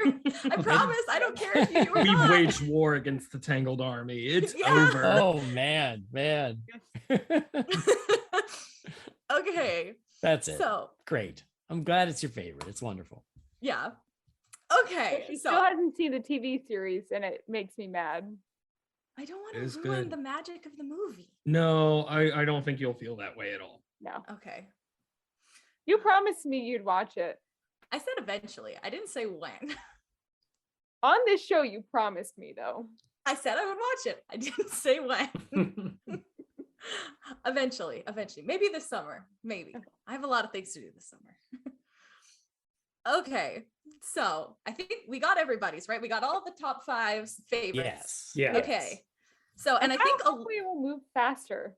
yeah, because I think we already talked about a lot of the ones that we think are underrated, because a lot of them are our favorites as well. So I think this one will go a little bit faster. Emma, do you want to start? I mean, we already started with one of yours. Your number 5 we already talked about. Yeah, Big Hero 6. Again, Yeah. same Amazing. reason. Yeah, I love this movie so much. I don't know. I think everything has already been said for it. I just love this movie. I think the only character that's really stood the test of time is Baymax, because he's what sells. Yeah. Yeah. Which I think is so odd. I mean, and I love Baymax. He's wonderful. But like, I mean, there's 6 of them. Let's have them all. Yeah, for sure. Yeah, I was actually listening to part of the Big Hero 6 episode on my drive home today. So cool. It was good. Yeah. Okay. So for me, my number 5, I know you guys are probably going to groan, but my number 5 is Brother Bear. I really enjoyed that movie, actually. This is another one where I was just sitting there going, I thought it was cute. And I just think I like Coda and Kenai, and I think they're really cute. And their relationship from the beginning to the end is adorable. And it reminds me a lot of me and my brothers. So yeah, I just like it. I think it's cute. And I don't think people give it enough credit. Grown. No, I'm kidding. That's I okay. Think, I think what we discussed on the episode is Brother Bear is one of those movies that has, at least for me, has a lot of really nice moments, but I just feel collectively at a whole, it didn't come together. And I think this is one of those movies that I think almost baked for too long at Disney. Like, I think the story went through too much, and you could kind of feel that where they maybe almost started out with more characters or a different story. And I think just this constant reworking really just kind of watered down the story quite a bit, because it's a beautiful looking film. The animation is great, and there's some wonderful characters in it, some wonderful moments. But again, for me, it just didn't all come together. Yeah, that's fair. Yeah, Michael and I are very much on the same page. I think it's very pretty. Yeah. And when we revisited it, even then I was like, oh yeah, like I forgot about this song. This is a cute song. So but it's one of those that, like, even though I don't feel as strongly about it, like, I appreciate you having it on your underrated list, because I don't think it's a bad movie. And so yeah, give it a little love. Nothing wrong with that. I don't think it's bad either, but I do think it's number 4 on my overrated list. Oh, really? Yes. I think well, all right. Brother you have Bear, the number 1 hater of Brother Bear.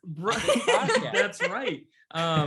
No, because, like, look, I hate Chicken. Chicken Little is my sworn enemy, right? But no one's out there part of the Chicken Little army. True. So, like, my overrated movies are movies that I like aspects from, or I think there's little things, and we'll talk about this in just a minute. But Brother Bear is it's not for me, and I feel like a big reason for that is when Brother Bear comes up online, and I know everyone on this show has seen them. It's like the 4 movie posters together. It's like Atlantis and Brother Bear and The Lion King and Beauty and the Beast, and it's like 3 gotta go. Which ones you taking? And it's just like, you're not even playing on the same you're not even on the same field. There was a Twitter trend the other day that was floating around that was Atlantis versus the Prince of Egypt. And I said, this is basically like putting Starry Night up against your nephew's drawing that you put on the fridge that's pretty okay. And that's how I feel about Brother Bear. It just constantly shows up in the rotation of, wow, I really love this movie. And I'm like, why? And I'm glad it works for people, and I'm glad it's good, and people enjoy it. But I'm tired of Brother Bear discussion. It's been 20 years. Let it go. Oh, I don't want to think Oh, about man. Brother Bear. I want to think I about mean- On My Way as a Phil Collins single, and that's it. I mean, I would like to think that the people who like are obsessed with Brother Bear, they're like just as rabid as like the Tangled fans. Yeah. Oh yeah. No. Like same spheres, different sectors. The I mean, Reddit they is have more to huge. be mad about though than Tangled fans. That's true. Like, I That's don't know right. why Tangled fans are so mad. Like, Tangled is like held up by the company as like Yeah. one of their very best and brightest. No, So, you're right. The next World whereas War is Brother gonna be Bear started by doesn't get Tangled any fans. respect. So at least those No. fans can be mad. Yeah. Yeah. Yeah. That was good. I do think the next World War is going to be waged against the Tangled fans. Tangled versus Brother Bear. You're gonna have to pick a side. I Oh think so. man. No Wow. question which side Yeah, I'd take it that's though. right. Okay. Let's see. What about you, Michael? Did we already talk about your number 5 underrated? Not number 5. Number Okay. 5 I had down from 2011, Winnie the Pooh, which was the very Great pick. short, little over an hour long feature film version of Winnie the Pooh, not to be confused with The Many Adventures of Winnie the Pooh or Mhm. the Tigger movie or Piglet's Big Movie The Heffalump movie. or the Heffalump movie, Oh yeah, Yeah. the Heffalump movie. which Thought it about was that one. confused with and just Or kind of got Christopher lost in the Robin's Big shuffle. Score, or That's- whatever that one was. And we talked about it on the episode, and it's pretty well known that the movie was just kind of like shuttled into theaters opposite the final Harry Potter film, and was quickly shuttled out of theaters because of that. And when you watch the movie, it's not going to change the world, but it's such a nice little movie, and it has a really good sense of humor. It has a really smart sense of humor that takes you by surprise. And just watching it is just, it's like reading a really nice short story with these characters and revisiting these characters again. So for me, I thought of underrated. I think of Winnie the Pooh from 2011. Yeah. Great pick, Uh, Michael. Yeah, I'll jump in just because this was also in my underrated list. For a lot of the same reasons. Like the first time I saw it with Michael, and I just kind of shrugged at it. I didn't have a strong opinion about it. But when we revisited it for Disorder, I was like, this is better than I remember. This is funnier than I remember. And I really enjoyed it on that revisit. And I was like, you know what? This was a nice surprise.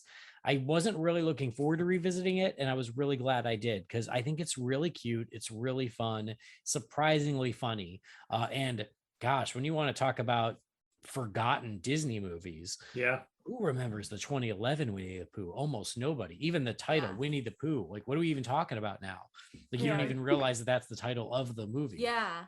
It's so nondescript because there have been so many million versions of and things of Winnie the Pooh, but Yeah. it's totally worth a revisit on Disney Plus. As Michael Yeah. said, it's like less than 70 minutes. I want to say it's like 68 minutes or something. Mm. And it's really fun. I think more people should give it another shot. Yeah. I think Winnie the Pooh all just kind of gets lumped together into one. Yeah. Yeah. Yeah. Cause like, it's like Winnie the Pooh, which one are you talking about? There's so many. And then now it just became public domain, like the original books. Yeah. Yeah. And so Oh yeah. So I'm working on my new Winnie the Pooh movie, guys. This is as good a time as any to announce it. yeah. Yeah. Did you guys, I don't know if you guys saw this, but I guess they were doing like a horror movie. I was Yes. just about Yeah. to say that, Gabby. Yeah. It's terrifying. Like absolutely not. I'm down. Ooh. No, thank you. Okay. We should review it on Disorder. Okay, definitely won't be listening to that one. Okay. Hunter, did we talk about yours? I can't remember now. Yes, it was Max Okay. Keeble's Big Move. Oh. No, it was Oh my gosh. it was yeah, that one just popped into my mind. Treasure Planet was my yes. number 5. Yeah. Yes, okay. Sorry, I have terrible memory and I'm not writing these down. So It's a lot to keep straight. I've lost Yeah. track too. Yeah. yeah. Emma, this is your job. Keep track. Come on. Jeez. No, I'm just kidding. Andy, did we do yours yet? Well, I mean, Winnie the Pooh was on my list. It wasn't number 5, but we can Okay. call it number 5 if we Okay. want to move Okay. up to number 4s. Sure. My number 4 we already talked about, which was Robin Hood. Yeah. Good. Yeah. That one's also on my list. It's number 3 though. Yeah. Okay, so what's your Excellent. It's okay. Number Emperor's New 4? Groove. I don't remember the first time I saw it. I just remember, so my cousin Bennett and I, we were born like right around the same time, and for whatever reason I remember us sitting down and watching this movie the most out of any movies together. I don't know why, but Because it's a solid movie. yeah. It's great. It's Yeah, it is. hilarious. Yeah. Yeah. This is one of those ones that got tumbled around in the creative stages for years and years and years and years. Like what, like 10 years? Yeah, just about. It was pretty Yeah. much almost the entire decade of the 90s. It was in Yeah. production. Yeah. And it came out on the other side actually really good. Yeah. And I'm now starting to see some merchandise for it in like Disney Springs and stuff, but it's Mhm. still not like at the level some of these movies that came out around the same time are. Yeah. Yeah. I mean, it's certainly no Saludos Amigos. I mean, What can be? I mean, that's Yeah. an impossible bar to clear. I True. know. I mean, it's no Tres Caballeros. Like, come on. Anyway, no, but I do think it is getting a lot of recognition now, especially like as our generation like comes into like buying power, I guess. Exactly. I think Yeah. it's like what Emma said about Hunchback is like that era of now the late 90s and early 2000s, Mhm. Hunchback, Hercules, Emperor's New Groove. Now you're seeing the merch because now it's all Yeah. 20 years old, a little over 20 years Mhm. old. And so, yeah, now the people who were kids when those came out, now they've got disposable income and want to buy Exactly. the Mhm. t-shirts and the Yeah. ornaments and whatnot. And the Hercules Herc-Aid mug. Yes, which I Yeah. still need to pick up. I know, I'm- same. It's so fun. Next, they're going to be making air Hercs and everybody's going to buy them. I will. I hope. I would. I would. Okay. We already talked about, right? Michael's number 4. Yes. Correct. me? Yes, Big Hero Yeah. 6 was my number Yes. 4. Yep. Yes. Okay. Hunter, do we talk about your number 4? I don't think so, because my Okay. number 4 is The Rescuers Down Under. I think this is just kind of this is unfairly forgotten. I will say that. I tried to really go for ones that I feel like people don't talk about at all. I mean, there's one big exception, and then Treasure Planet. Maybe it's just because we're in the disorder sphere that we hear about it constantly, but even that's kind of on the outskirts still. But yeah, I think Rescuers Down Under really has gone about the wayside for a lot of people. And I feel like maybe it is one of those things where you have to approach it with the right mindset. Don't approach it from the viewpoint of, oh my goodness, this is this hidden gem, like smack dab in the middle of the Disney Renaissance, but just approach it as a really fun movie. As someone that famously was not a huge fan of the original Rescuers, I think that The Rescuers Down Under is way more entertaining. It's a lot of fun. And I've enjoyed watching it a couple times since we've done the Disorder episode. I think I've hit it twice since then. And yeah, I would like to hear more people talk about it because, man, you're talking about being in an unfortunate placement. Rescuers Down Under is right there. Yeah. Seriously. Yeah. Yeah. I'll talk about it because it's my number 1. Oh, Overrated. yeah. Nice. And you know, everything Hunter said, you know, I think what a nice change of pace this was from a lot that was going on in Disney animation at the time too, because if you look at The Little Mermaid and Beauty and the Beast and Aladdin, which came out around it, they were very much, even though much different, each one of those films was different, they were very much in that fable or fairy tale musical mold. And here was a movie that was this big, epic Indiana Jones-like adventure that's filled with some of the best animation of this time. The scenes of young Cody soaring on the eagle are absolutely beautiful sequences. And, you know, this movie became unfairly forgotten because of Home Alone. It opened the same day as Home Alone. It came in at number 4 at the box office. Home Alone was number 1. And the following Monday after that opening weekend, Disney just pulled all the marketing and there were no more ads out there. So if the movie wasn't doing well, nobody knew it was out there. It just kind of Yeah. died on the vine. Yeah. And Yeah. thankfully, there was VHS and home video, which was on the rise at the time, and a generation growing up with the Disney movies on VHS. And that's what has really, I think, brought it some sort of recognition that it deserved then.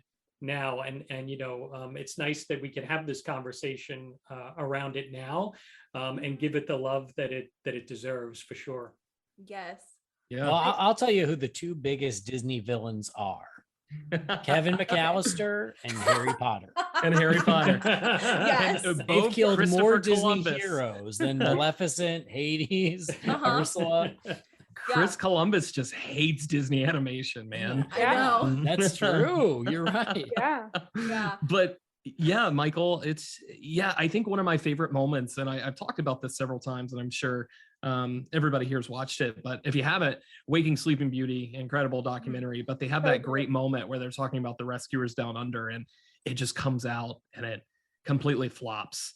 And then the music gets all like somber and emotional. It's like, it's over for now, but on Monday we'll try again. And I'm paraphrasing there, but it's like such a sweet little moment. And I always think about it because this movie is so sweet and it's fun. And it deserves a better reputation. Yeah. Yeah.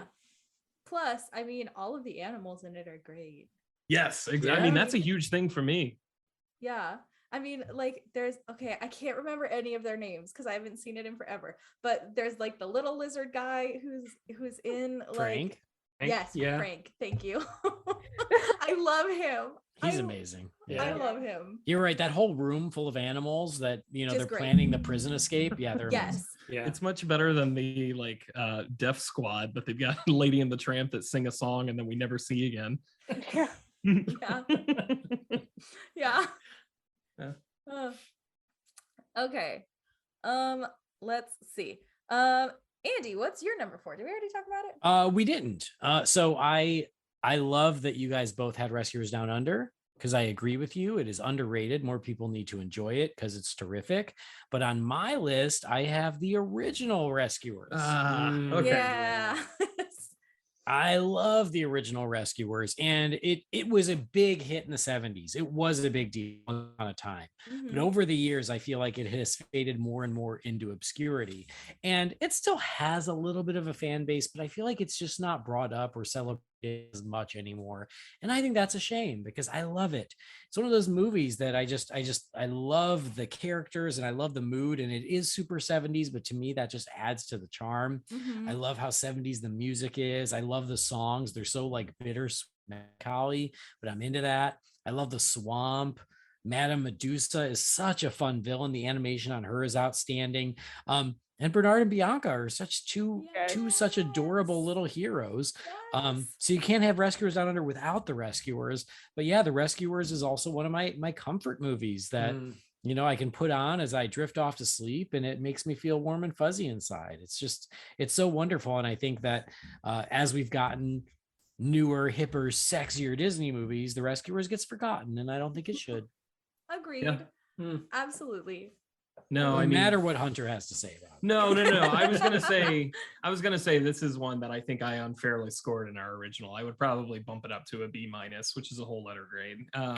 But yeah, I still prefer the sequel, but I'm really glad this is on here, Andy, because especially in this era of Disney, it stands out as something special, like you just said, Yeah. and it deserves to find its footing again because it really does kind of have the feel of it's going to disappear at some point, and it doesn't deserve to. Agreed. Yeah.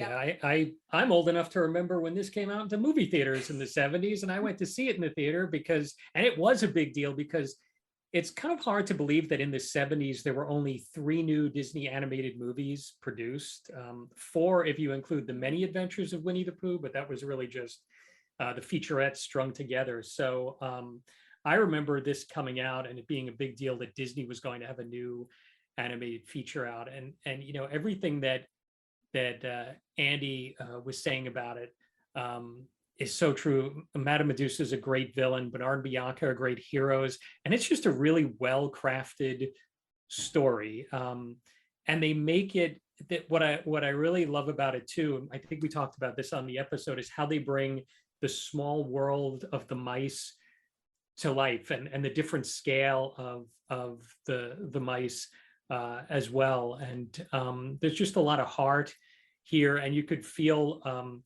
the kind of the torch being passed, the input of a new group of artists, the input of the generation that kind of worked with Walt on this movie, like everything kind of coming together. So I agree. It's a wonderful film. All right, my man. Yeah. Awesome. So let's see. Number 3, Emma, we talked about yours, Yeah, Robin Hood. Robin Hood. My number 3, I'm actually doing a little shuffling as we're talking because I'm remembering other films and I'm like, yes, of course. So my number 3 is Oliver and Company. I think the music is really what did it for me. I think Why Should I Worry is just a great song. I think You're right. yeah. And I think the story is really cute, and I love that they basically like reused the character mold of Penny from The Rescuers for oh my gosh, I'm totally blanking on her name all of a sudden. Wasn't it Jenny? Yes. Yes. What? like, oh, They one reused her letter. to that extent? Yeah. Yeah. No, I mean, when she was adopted, she changed her name to Jenny to help clear out all those sad memories. So she reinvented herself as Jenny, and this is her life now that she has rich parents. Yeah. Totally. I don't know. I love it. I think it's a very charming film, and I think people like they remember the characters of Oliver like as a kitten because they're like, oh my gosh, so cute. So you see him on like Loungefly bags and like as plush toys, but like people don't really remember the movie itself. Yeah.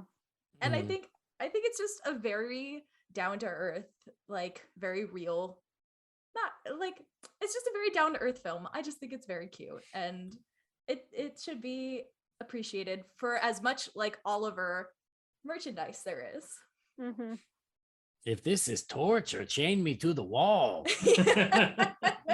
I mean, plus the fact that they got Cheech Marin. I mean, Yeah. Yeah. I love The Rescuers because I said it's just so 70s, and for me that's a big plus.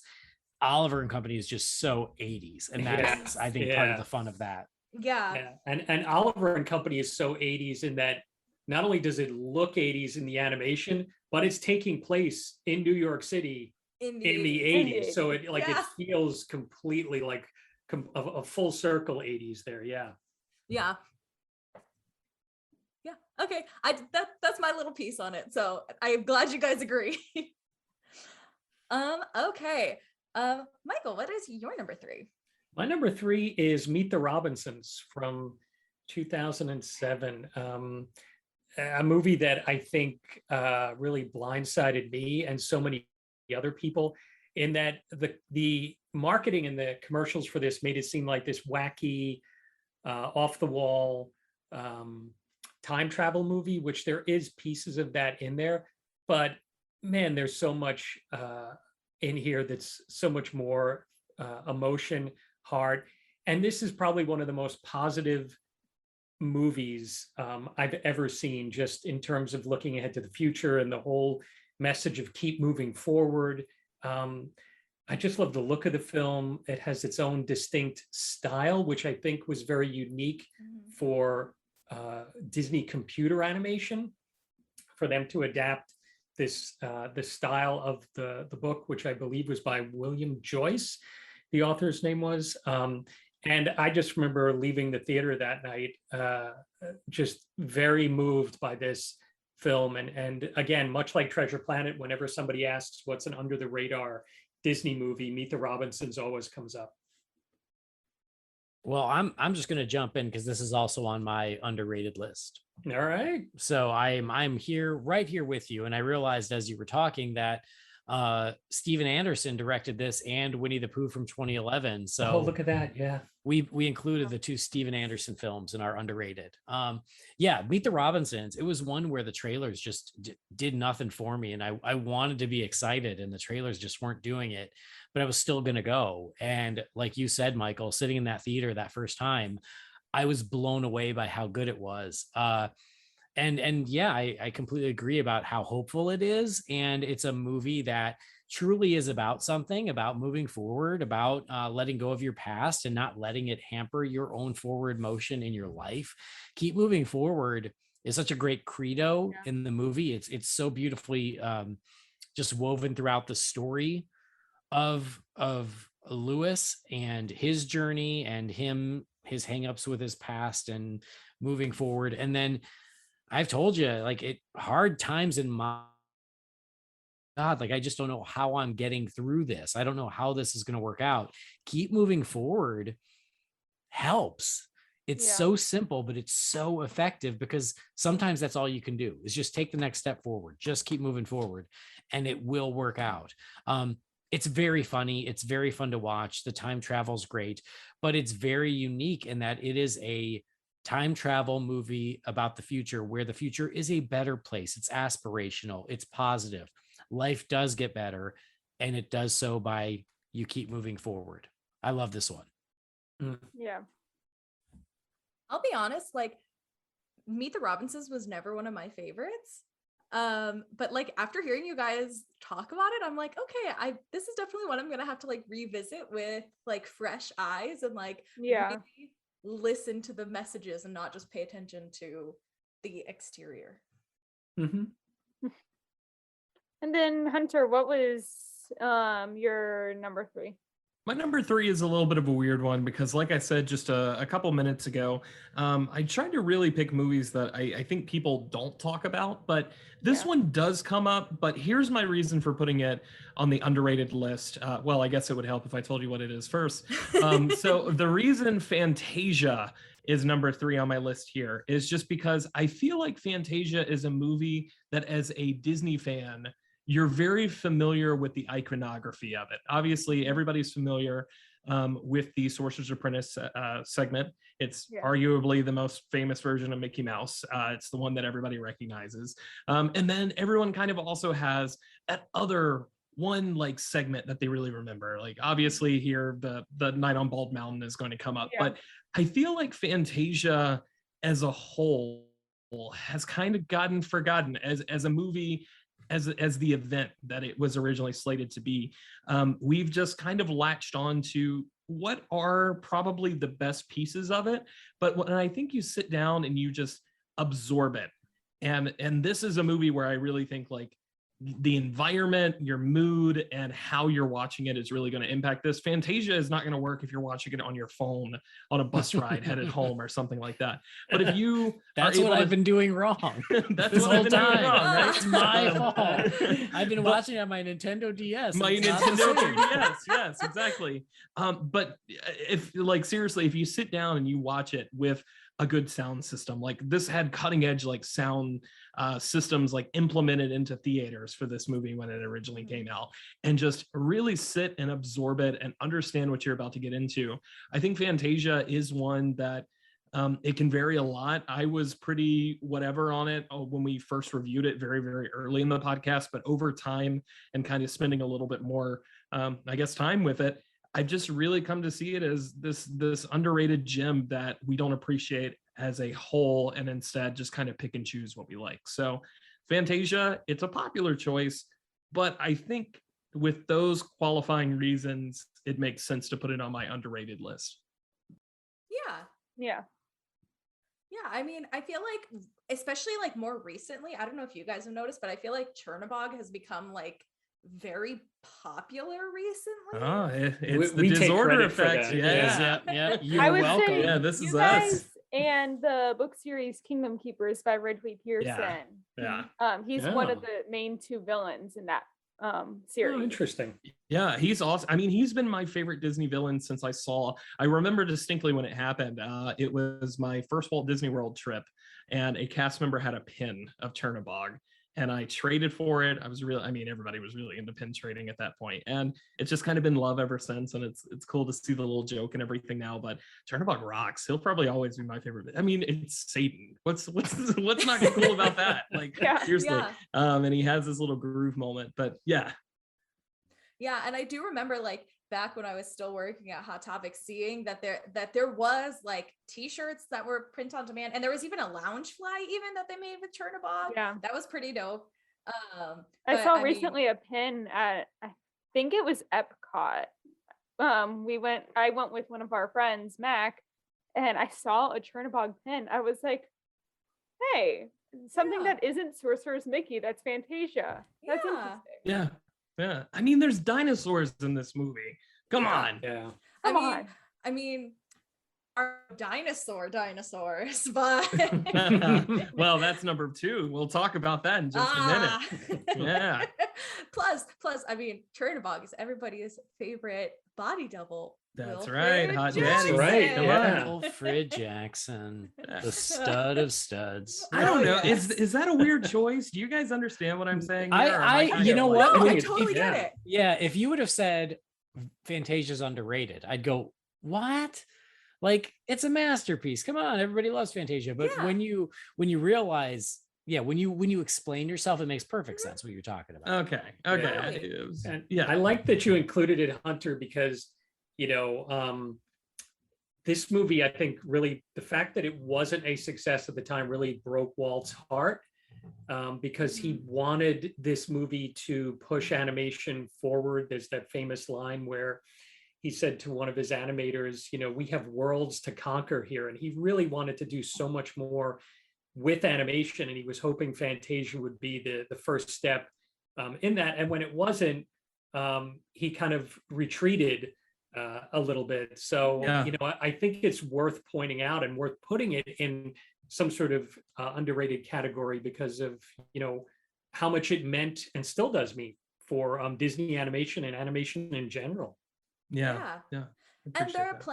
plenty of the segments in it that are completely ignored. I mean, what is it? The spring suite? Is that what it's called? Yeah, Yeah. the Rights to Spring, I think. Yeah. Yeah. But like, and they're just like people know, Sorcerer Mickey. That's like the one. He's like Yeah. the iconic. That's it. And Which, I mean, who can blame Fantastic. them? I mean, come on. yeah. Massive hat. What's not to love? I mean, yeah. did you guys know? I mean, the sorcerer in Oh. in that I'm gonna segment. stop you right there. Peace out. Come on. But no, Andy has disconnected from this call. no, I totally get where you're coming from. Real quick, guys, just when you get a moment, Google Golden Screams. It was a villain show that they did at Disney California Adventure for Halloween in the early days of the park. And they did it like as like a faux award show, Mhm. but they had this award and it was like an Oscar, but it was Chernobog. Oh my gosh. Wow. And That's it is so the cool. coolest looking statue. And it still makes me mad that they did not sell it in the park. They just had it as a prop for the show. And it was the coolest thing in the world. And so, yeah, as we were talking and you're talking about Chernobog, I was like, I had that memory pop back in my head and I Googled it real Yeah. quick. And I'm like, God, this thing was so cool, but they didn't make it to purchase, which makes me so mad because I want one on my mantle. Yeah.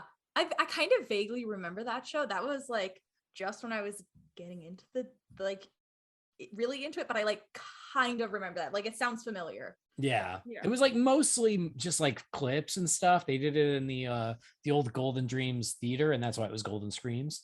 Yeah. But yeah, like they gave out this like Chernobog Oscar, and it was just the coolest thing. Awesome. Well, let's see. Okay, I don't even remember where we were. I think we were at number 3. I think I think We're was now that at number 2. yeah, I think Are we're up we? to number 2s. Yes. Did Andy do his number 3? I've done 3, yeah. Okay. Because I was with Michael on Meet the Robinsons. Okay. Yes. Okay. Go ahead. For your number Fox 2. and the Hound. As Gabby said, I was rearranging my list as we were kind of talking, and Fox and the Hound just popped in my head. That's another one I remember like owning the VHS and watching like quite regularly with my family. And I feel like besides a few lounge flies or a few like plushes here and there, I don't really see Fox and the Hound talked about as much. Yeah, I think like there's a similar situation going on here to maybe a lesser extent than like Fantasia, because I feel like people kind of remember Fox and the Hound, but it's definitely one that people haven't seen for a long time. They're like, oh, Fox and the Hound, that's so cute. But it's like, when's the last time you watched Fox and the Hound? Yeah, exactly. I love the Fox and the Hound. I think I agree with you. It's so underrated. Yeah. And it just doesn't get talked about. And something that like we need more merchandise for is Fox and the Hound. Like Copper and Todd are so adorable. Yes. And I feel like, yeah, like they haven't truly embraced them as far as merchandise in the parks, but it's a adorable little movie. Yeah. It is. Sad, but really cute. Sad. Yeah.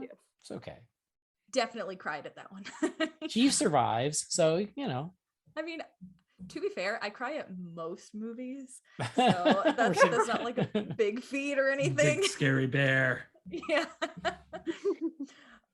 Okay, so my number 2 is the Aristocats. It's a new favorite, and it's one of those things like you were saying. It's people love Marie, they love Berlioz, Toulouse, and Marie, but it's like, when was the last time you actually saw the movie? Yeah. Yeah. I completely agree with you. Aristocats is I could totally see this making my list as well, because it's one of those things where I'm like, oh man, it's up against some really tough competition as far as like Disney movies, and it's never going to show up in my favorites. But the truth is, I have seen this movie more than Disney movies like I love. It's just something about it that's so cozy, and it's like it's low commitment. Like I can kind of just turn it on. It's like 101 Dalmatians in the sense of I can just kind of turn it on and tune in when I want to watch it, but I don't feel like I have to be totally dedicated to it at the same time. I have seen the Aristocats so much, and I still look forward to watching it. And maybe that's just me being crazy cat dude, because when I brought my cat home and we watched Aristocats, it was a beautiful moment. But I totally agree on Aristocats. Yeah. I have it on another list. Hey, me too, Michael. So why don't we stand together on this one? I have it on my overrated list because and we touched upon this on the episode. I don't think this story is as strong as a lot of other Disney movies. I think the characters are fine. I think there's some nice moments in it. I don't, and we'll get into the villain, but it's not the greatest Disney villain of all time. You leave Edgar out of this. And I think it's just you could feel the struggle that was going on at Disney at this time. The first movie, maybe it had a little bit of waltz influence in it, but I think it was very little. And I think they were really struggling to bring a story to the screen, and they kind of leaned on what they were familiar with, which was kind of talking animals, or I think Andy said this on the episode 101 Dalmatians with cats in the lead. And I guess the reason I put it on the overrated is I'm really kind of surprised at the attention that the movie gets today. And I think it's that whole subjective thing of what Andy said. Every Disney movie is someone's favorite movie, right? So I think that's a big piece of it too. But for me, I just I don't think the story's that strong. That's why I just feel that this is one of the more overrated of the Disney animated features. Straight up, I think a lot of this just comes down to people love cats and they want a cat movie. Yeah. They want a Disney cat movie, and like that's a lot of it, I think. I mean, I'm personally not a cat person. I just think it's a very cute movie. It's easy to watch. It's cozy, like you said.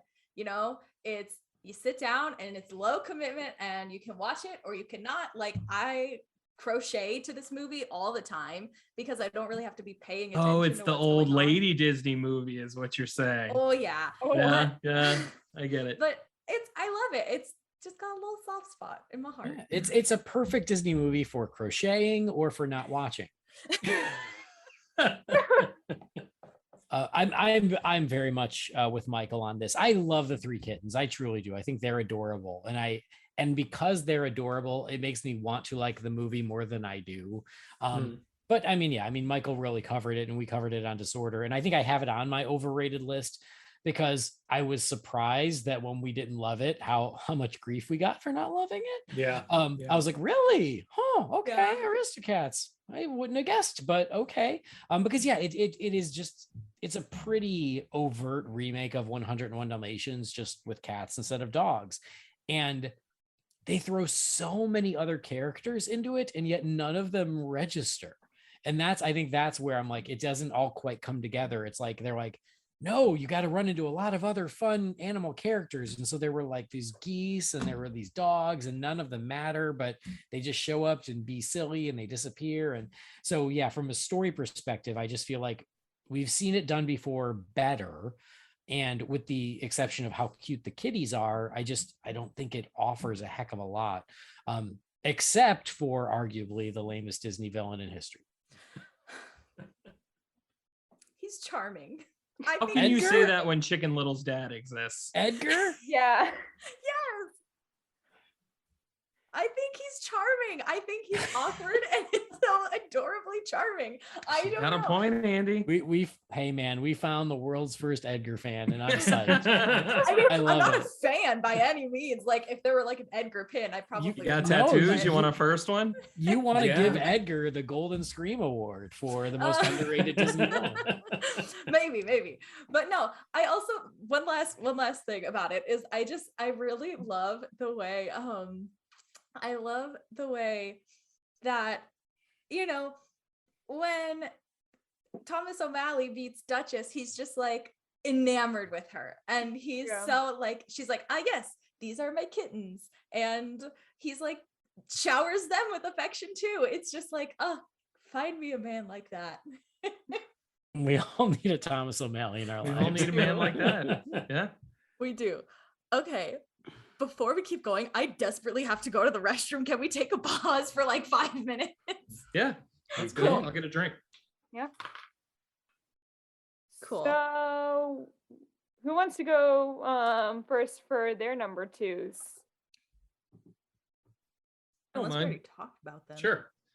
I haven't talked about my number two. I can jump in here. Okay. So my number two is one that I think is actually underrated, and at least amongst a lot of people that aren't on this podcast right here. And I'm talking about The Adventures of Ichabod and Mr. Toad. Yes. Yeah, I think so. A lot of people remember the Ichabod segment, the Sleepy Hollow segment, for obvious reason. Like, it is great. It is something that I'm pretty sure a lot of us watch every Disney Halloween season, or if we're Disney Parks people, we love seeing the Headless Horseman in the parks. Yes. It's a highlight, right? But I feel like Mr. Toad, people love that attraction, especially Disneyland natives. But man, I feel like the Mr. Toad segment is kind of completely forgotten about. I never see Yeah. people talk about Yeah. how funny and fun and actually really well animated the Mr. Toad segment it is. And I've been guilty of it. And I'm sure, I mean, Andy, maybe I'm wrong. Michael, maybe I'm wrong. No, but- I think you're right. Yeah, 'cause yeah, agreed. Oh, how wait, it's- wait, let me finish the Oh, statement real quick. sorry. Maybe I'm wrong, but I feel like we're all a little guilty of maybe once a year or whenever of just fast forwarding to the Sleepy Hollow segment. Or do you let it play all the way through every single time? No, I just skipped to Sleepy Hollow. Okay. Oh, I do too. For sure. Guilty. But the Mr. Toad segment is so much fun, and I feel like it's really underrated and underviewed. And Ichabod, is great, and a lot of people know it, but even that one is on the outskirts of Disney fandom, and Mr. Yeah. Toad just nobody talks about. So I had to put that No. right here. Yes, I was like this close to putting Mr. Yes, I'm right there with you. And it's really unfair. Like, this one shows up really low on people's rankings. Like, obviously it's probably not even breaking the top 30 for a lot of people, but I constantly see it at like the bottom, like the low 50s and everything like that. And it's like, That it doesn't seems really extreme. deserve that. It's Yeah. so good. I think it doesn't. Yes, I agree. 100%. It's Yeah. so good. And people totally skip over it just to get to Ichabod. It's crazy that Mr. Toad is the one who got the attraction. Right. Yeah. And yet how We many were years so later, close, Andy. We were I so know, close. I know. There's Yeah. an alternate reality where we got a Sleepy Hollow attraction, but as Yeah. it was, Mr. Toad got the attraction, but yeah, now Mhm. Ichabod and the Headless Horseman get all the glory, and it's Yeah. because of Halloween. Let's be honest, Yeah. like we Yep. love our Halloween viewing, and even though Mr. Toad takes place at Christmas and New Year's, people forget that. Yeah. Yeah. Yeah, and I think that goes to say about that. Like, I think also Fun and Fancy Free has some very good segments that totally get ignored and get Yeah. skipped over. And I think Mr. Toad is just like a perfect example of one of the ones that gets completely skipped over.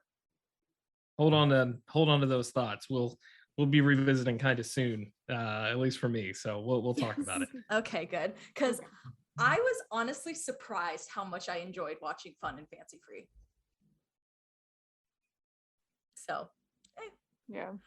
Yeah. I know that's different film, but still. No. I think it is just that era where it's really weird, and honestly, it does really go blurry. I mean, unless you've seen these movies dozens of times and can like differentiate them, I don't remember half of the ones except one that I'd like to talk about soon. But yeah, there are. If I could make my own ultimate film from this era with just pick like 10 segments from random ones or whatever, I think I would probably have a top 20 Disney movie for me if I could just kind of pick and pull whatever I wanted from it. No, Yeah. that's a good call. I think Disney hit Hunter up, man. Like, Yeah. come on. Where's this top 20? I want to see it. That's right. It'll be a burn a CD in your local FYE. There's like 6 left, and you can just go through for that very niche Disney market. You can go through and pick which segments from the package films you want to have featured. I like it. Thank you. Okay. Andy? So what are we? Number 2s. Yeah. My number 2, I think, is truly underrated because kind of like what Hunter was saying about Ichabod and Mr. Toad, it ends up on a lot of people's worst lists, and I think it is unfairly maligned. And that is The Black Cauldron. Yes. I'm not going to tell you The Black Cauldron is a misunderstood masterpiece or that it's one of the best, because it's not. It is a bit of a messy film. But I also don't think it's the complete loss or travesty that a lot of people paint it as. There's still a lot to like about The Black Cauldron, and I think it's worth revisiting. I think the animation, I mean, it's Disney animation, so of course it's good, but there's some really great stuff in here. I like how dark it is. I like how fantasy it is. The Horned King is really awesome. Gurgi and the Creeper, they're really fun characters too. There's a lot to like about The Black Cauldron, and I think that it really does.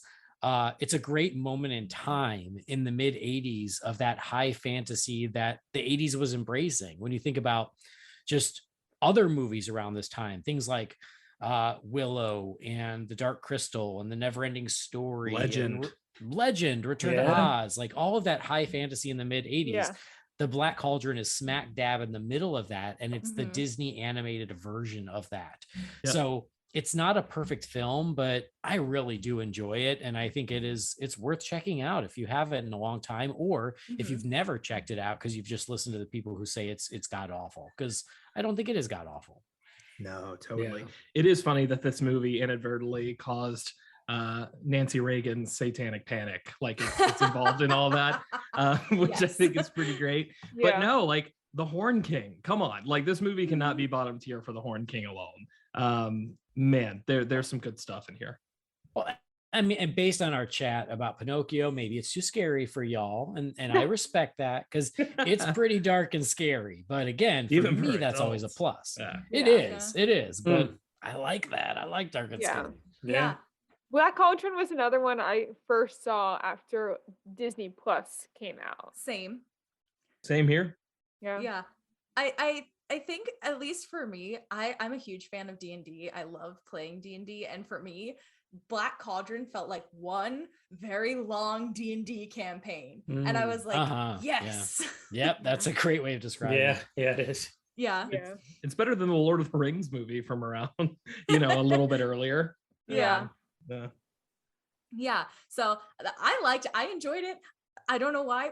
Like, I think it's just like childhood trauma that Pinocchio is like, can't do it. You Black saw it too Cauldron, young. no problem. Yeah. Yeah. Yeah, I agree.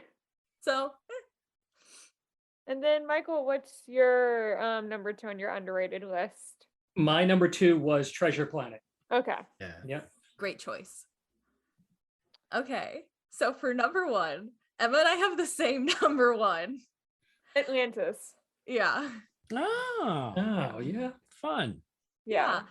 I think it's just a fun adventure movie. This is another one that feels like a total D&D campaign to me, especially the whole thing when they throw, I don't remember exactly what it is, but all the like the fire bugs come down out of the giant lamp thing.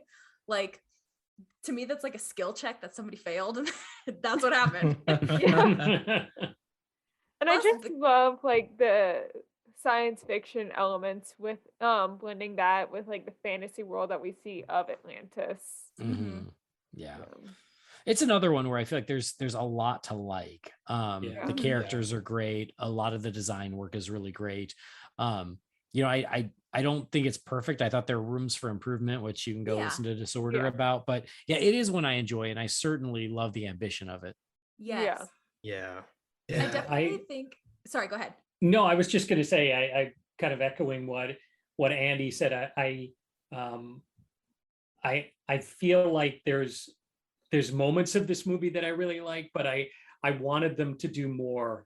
When I saw it, you know, I know we talked about this on the episode. It felt very much like a live action film Mhm. that was dressed up as an animated film. I do like that they made it very stylized. They used the comic book artist Mike Mignola, Mhm. and they used his style in it. So I think that helps it. But I just wanted a little more of that fantastical in the movie. Yeah. But it's still a fine film. I mean, it still has its good moments, good humor in it, really good characters in it. So it just, I think, was a bit of a missed opportunity. And I think Hunter has talked about how when you look at Disney animated films that are screaming out for a live action remake, Yeah. I think this is one of them for sure. That's Oh, exactly what totally. I was gonna say. You get some of the Marvel people or whatever to just come on and do a 6-episode series or whatever for Disney Plus, and I think it would go over extremely Yeah. well. Perfect.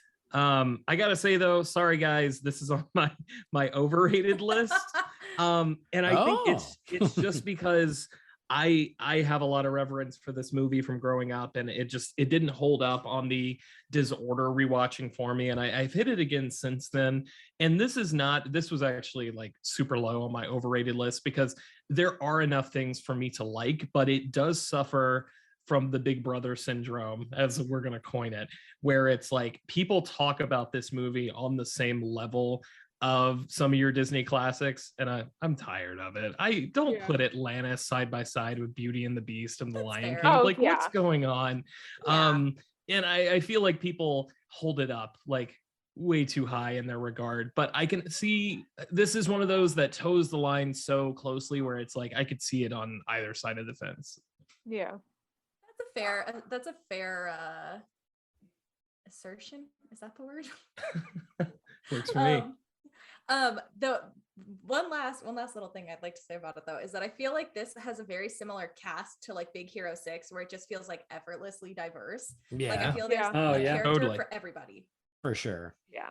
And So- and that's another thing that I always really liked about it when it was released. Is like, like I just love how different all the characters are, and Mhm. they're all very entertaining and funny, but not in like a obnoxious way. You know, they're all funny Yeah. in their own way, which I like. Exactly. No, totally.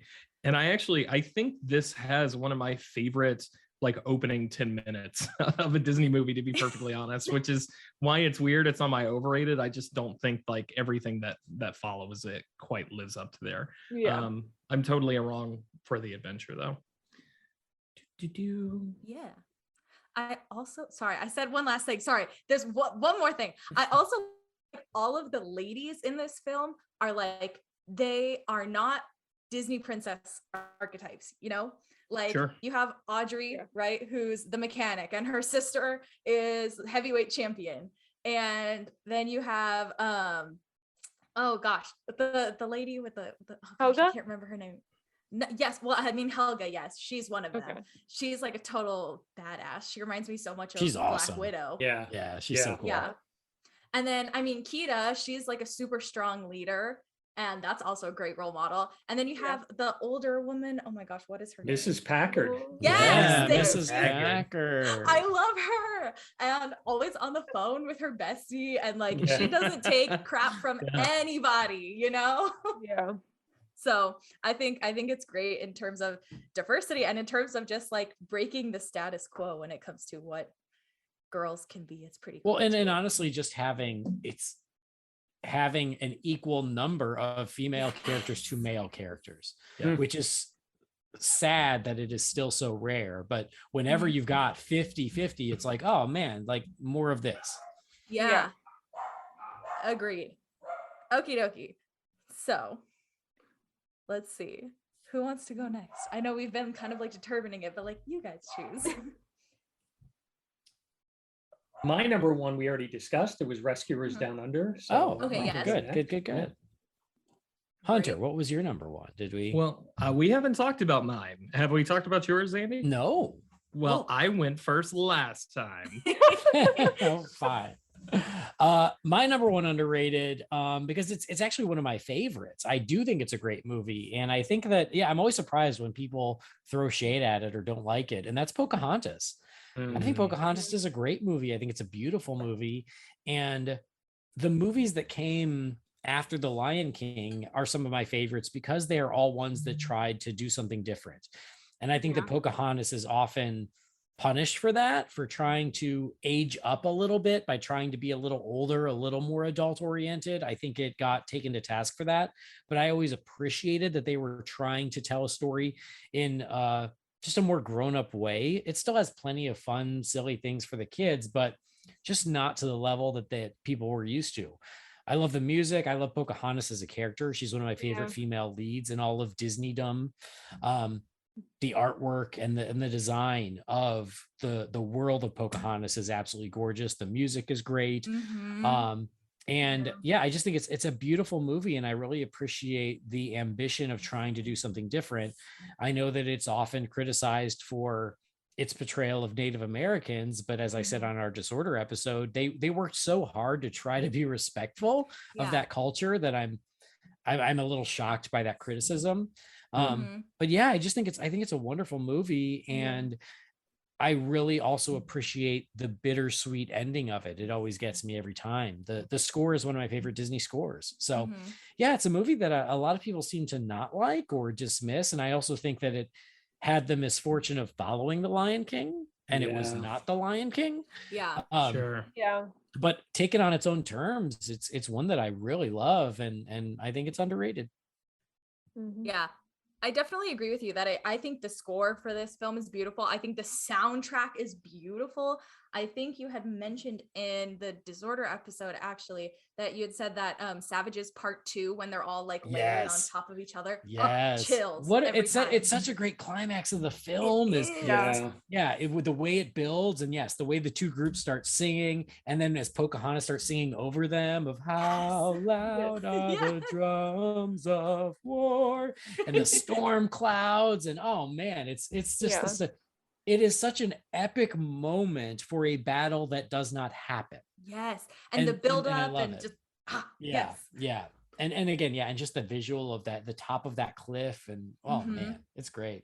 A beautiful looking film too. I mean, Oh, they it's took gorgeous. this very realistic story, even though it's not exactly like it. It's based in history, and they made this movie feel like an animated film. You know, they made this movie feel otherworldly and fantastical, and there are fantastical elements in it, but just looking at this movie, you are kind of transported to another world just through the artistry and just the way it looks. I think one of the most beautiful visuals in the whole film is when she's standing on the cliff watching the ship leave. I think that is just a gorgeous piece of artwork. That final shot is one of my favorites for that very reason. It's so beautiful and striking. Yeah. But it's okay. She ends up in London. They have a whole great sequel. She It's fine. finds her real true love. Her She real just doesn't true know love. it yet. That's But she right. keeps moving forward into other the straight to John. video sequel. The other As John. most Disney characters ended up doing. That's right. Yeah.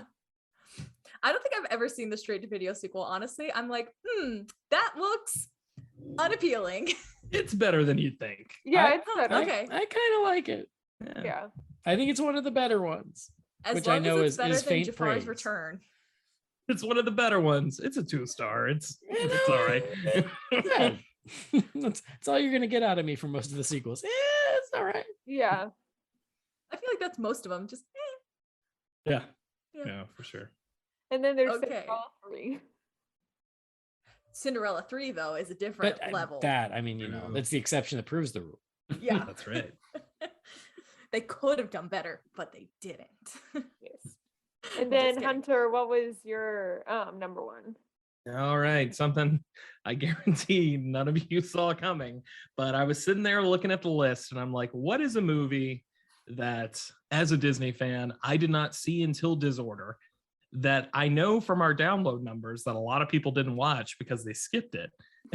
and then every time I tell someone, hey, this is pretty fun, they say, I'll put it on the list instead of, hey, Oh. I'm gonna watch that. And that is Saludos Amigos, actually. Oh, The wow. reason for Saludos Amigos is, honestly, it's short. It's super low commitment. It's 42 minutes. Like, That's true. not even an hour and 15.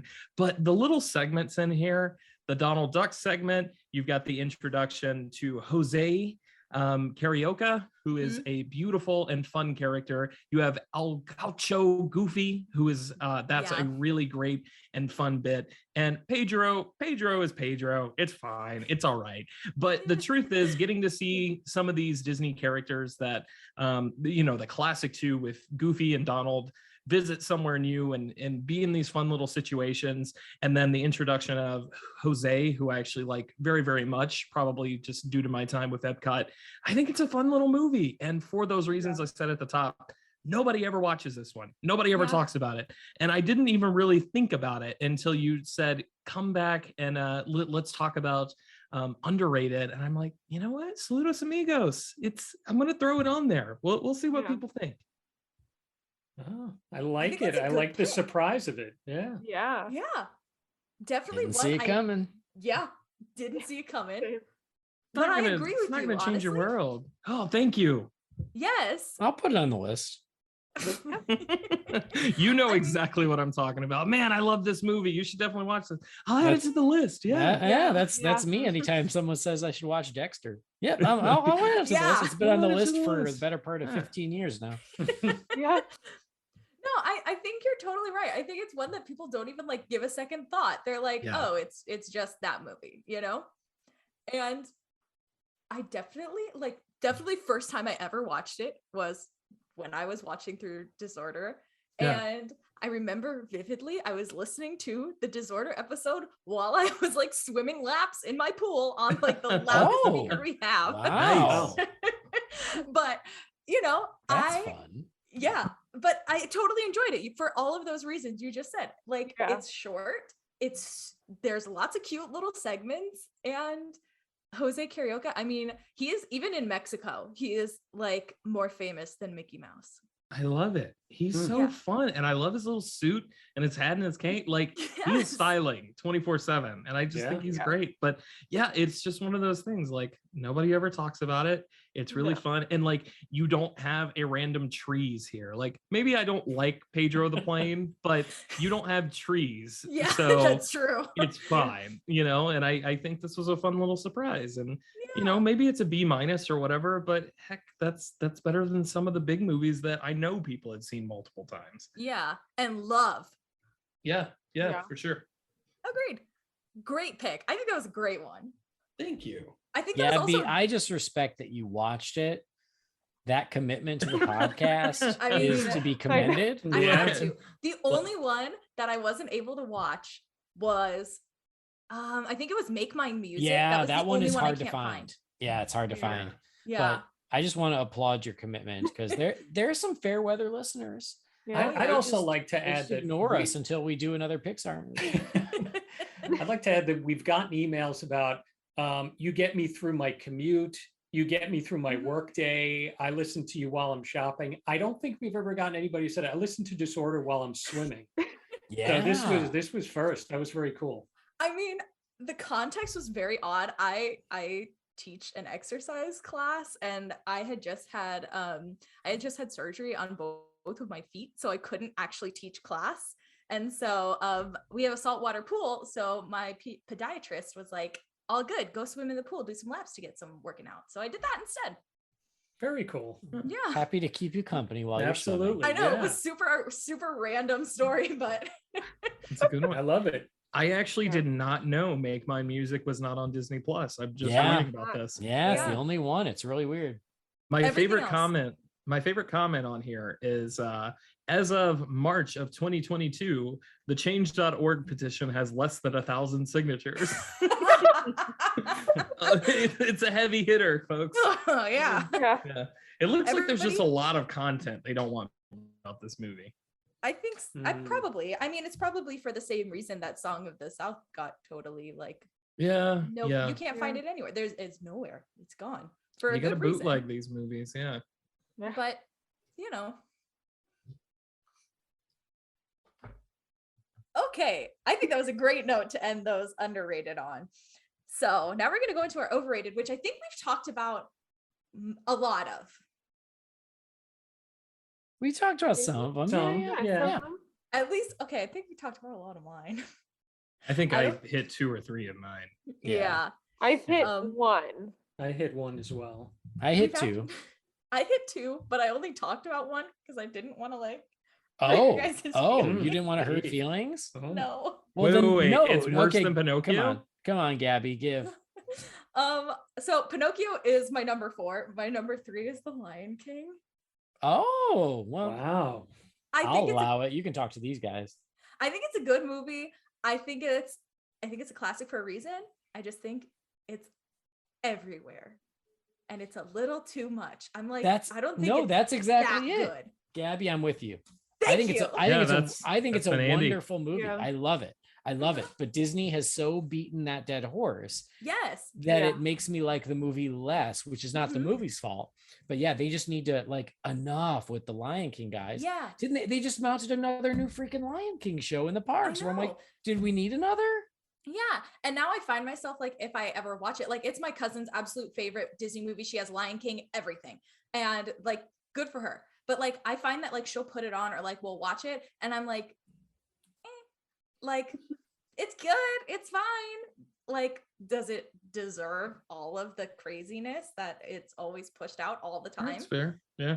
No, I think it's a great movie. Honestly, I'd give it an A plus. I think I did give it an A plus. But as far as Disney, just squeezing blood from a stone, it's just enough is enough. Yeah. Yeah. So that's I that's get why. I get it. Yeah. And my So- number 4 was Pinocchio. We've already talked about it. Oh, I also What about your I number only 5? did 4. Did you? Oh, my number 5 was Alice in Wonderland. And Ah. yeah. Interesting.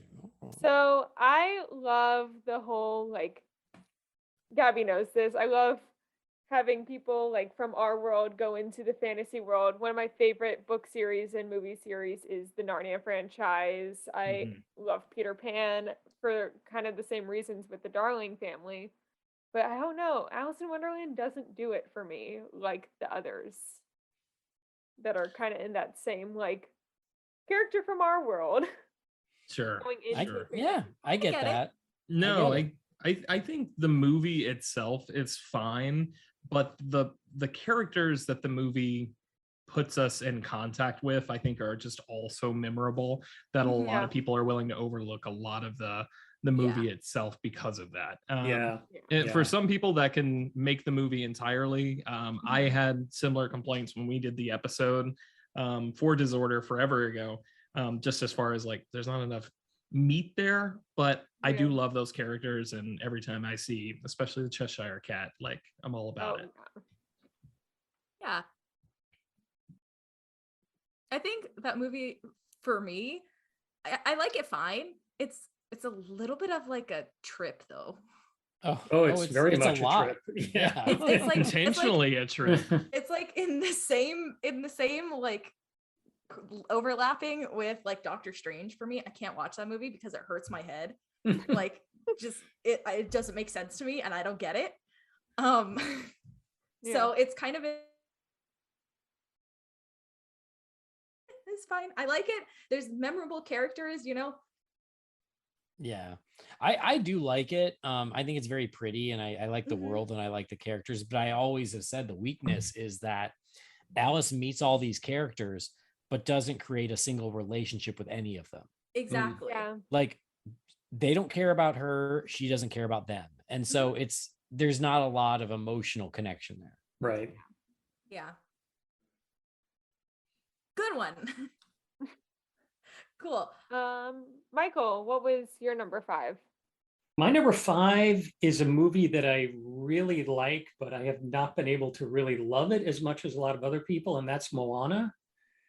For me, this movie is very much like a lot of, I think, Disney movies made around its time, which isn't that long ago, in that it has a really strong opening, a really strong ending, and I just feel like the whole middle of the movie, the whole second act, just doesn't really take us anywhere. Yeah. I don't know if it needed tightening. I don't know if it needed to be a little less episodic, but I think I said this on the episode of Disorder. A lot of what I remember about Moana is just Moana and Maui out on that raft.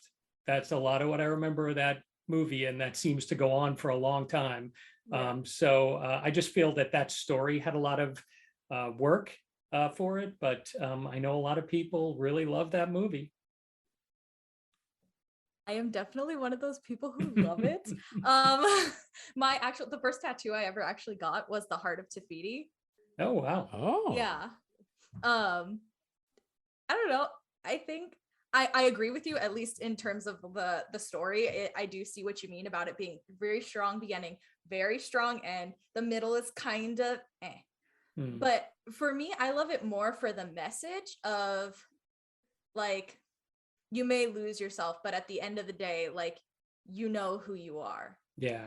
Yeah. And like, for me, that really resonated because there was somebody in, like, not to make this all about me, but there was somebody in my life who I felt took like a part of me. And watching that movie, I could not stop crying when Moana like returned the heart, and then Tikka like transformed back into Tafiti, and like it was the moment of the you know who you are, and it totally just resonated with me like to my core, and that's why I was like, I have to have this forever. Yeah. So that's at least for me why I love it so much, but I can totally see your points about story-wise where it falls short. Yeah, and that ending is beautiful with the volcano and the island and everything. That's just incredible animation at the end of the film, and it does have a really nice message in it. I just wish, and there's a few Disney movies that I feel do this. I feel like I wish that the story did more justice to how strong the message is and how strong the artistry is in the film. That's a fair criticism. Yeah. I feel. Yeah. Okay. Andy, what was your number 5?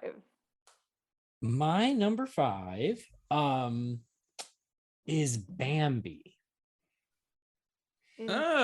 Okay. Wow. Yeah, I'm picking up what you're laying down here. Yeah, I feel like it is held up in the same regard as a lot of the timeless classics like Snow White and Pinocchio and But it's not. Cinderella, and I don't think it's as good as those. I think No, it it's is not. it is beautifully animated. I think that the characters are very charming, but I just think it's kind of a snooze. I get bored watching it. It's one that lulls me to sleep, and not in the intentional way, just in like not a lot's going on, and it's very pretty and soothing, and I think it's better as background noise than it is as a watching experience. So yeah, it's one that I always I've just never connected with it the way a lot of other people seem to. I appreciate the artistry, but as far as a movie, I just think it's a little boring.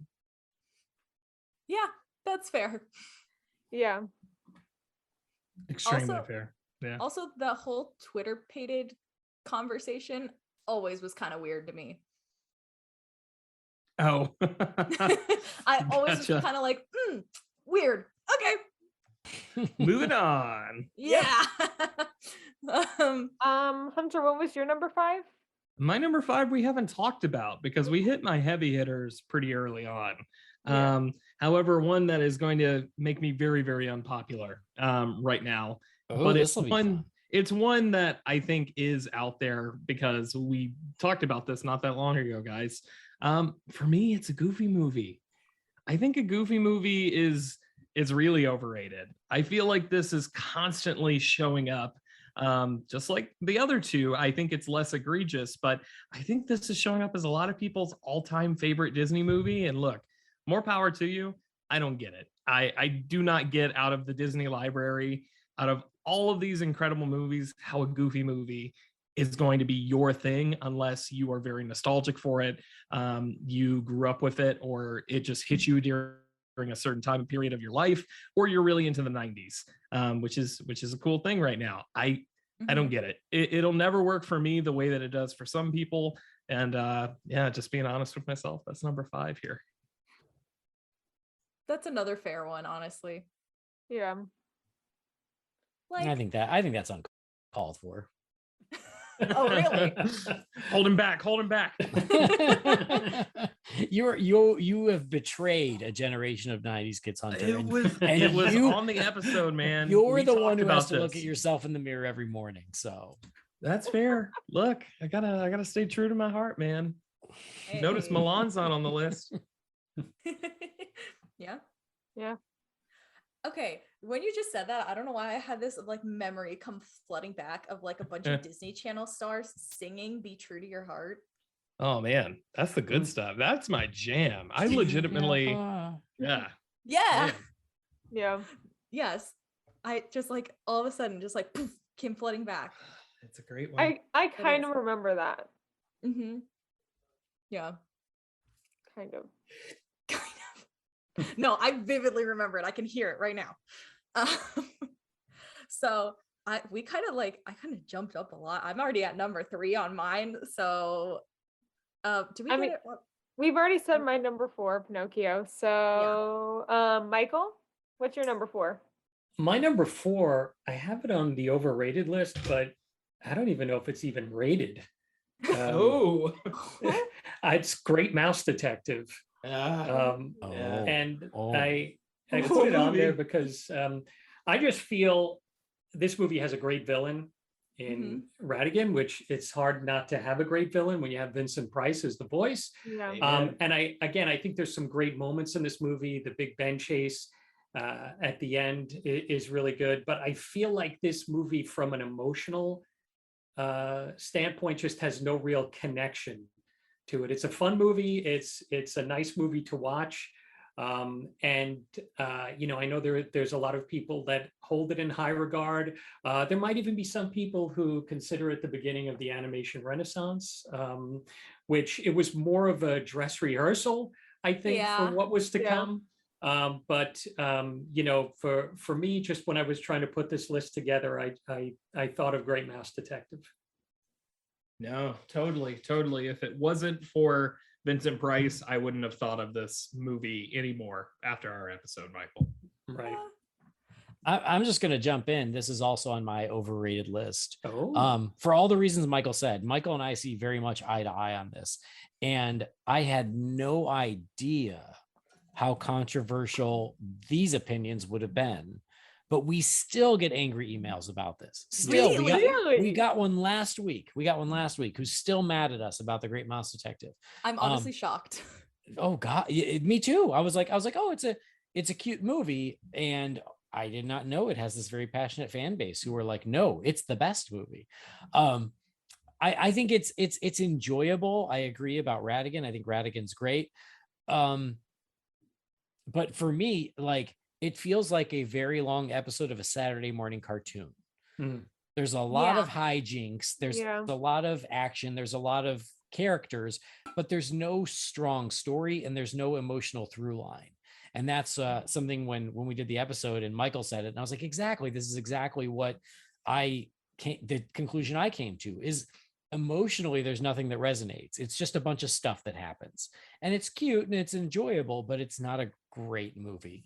But apparently there are those who believe it is, and so I that's why I consider it overrated. Kick started Yeah. the Disney Renaissance.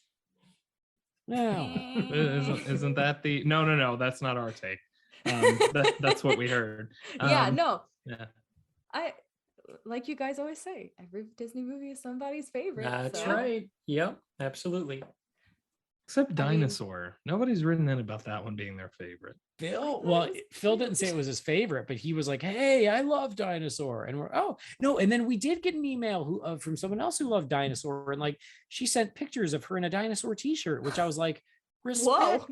Respect. Oh, Yeah. That was More power Aladar for to ya. Halloween, man. I love that. In 2020. I Yeah. want to say, I don't know if it was the same listener, but I feel like they even named their pets Aladar. Yeah, oh, that's right. I That's kind right. of remember Yeah, hearing that email. yeah. Yeah, it was kind of awesome, actually. Yeah. Like I don't think it's a great movie, but man, like I think it's awesome that it has that fan base. And same with Great Mouse Detective, for people who it's their favorite, that's awesome. Mhm. I just don't think it's the greatest. Yeah. yeah. And that's what at the end of the day, all of these shows are about. They're about our opinions on things. So, Mhm. you know. Okay. Number 2. Are we at 2? 3. 2? 3. I think we're at Three. 3. 3.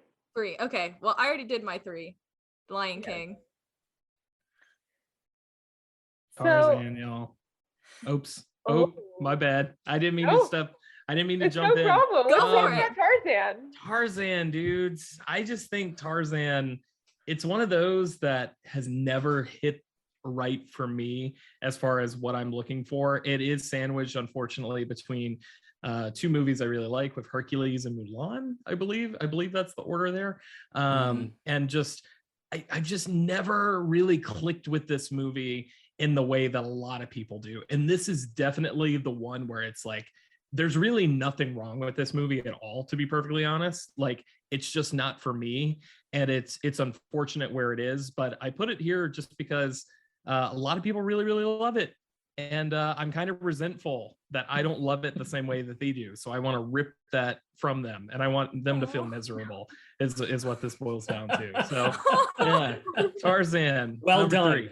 Yeah, thank you. Yeah. Success. I really, really love Tarzan. So Me I do. too. I do as well. Yeah, I knew that would be the one, but Yeah. that's fine. I mean, I think for me, a lot of it is the soundtrack. The soundtrack is just so good. agreed. Yeah. Son of man, Yeah. man. Son of Man is the Yeah. jam. Son Yeah, of Man, gosh. yeah.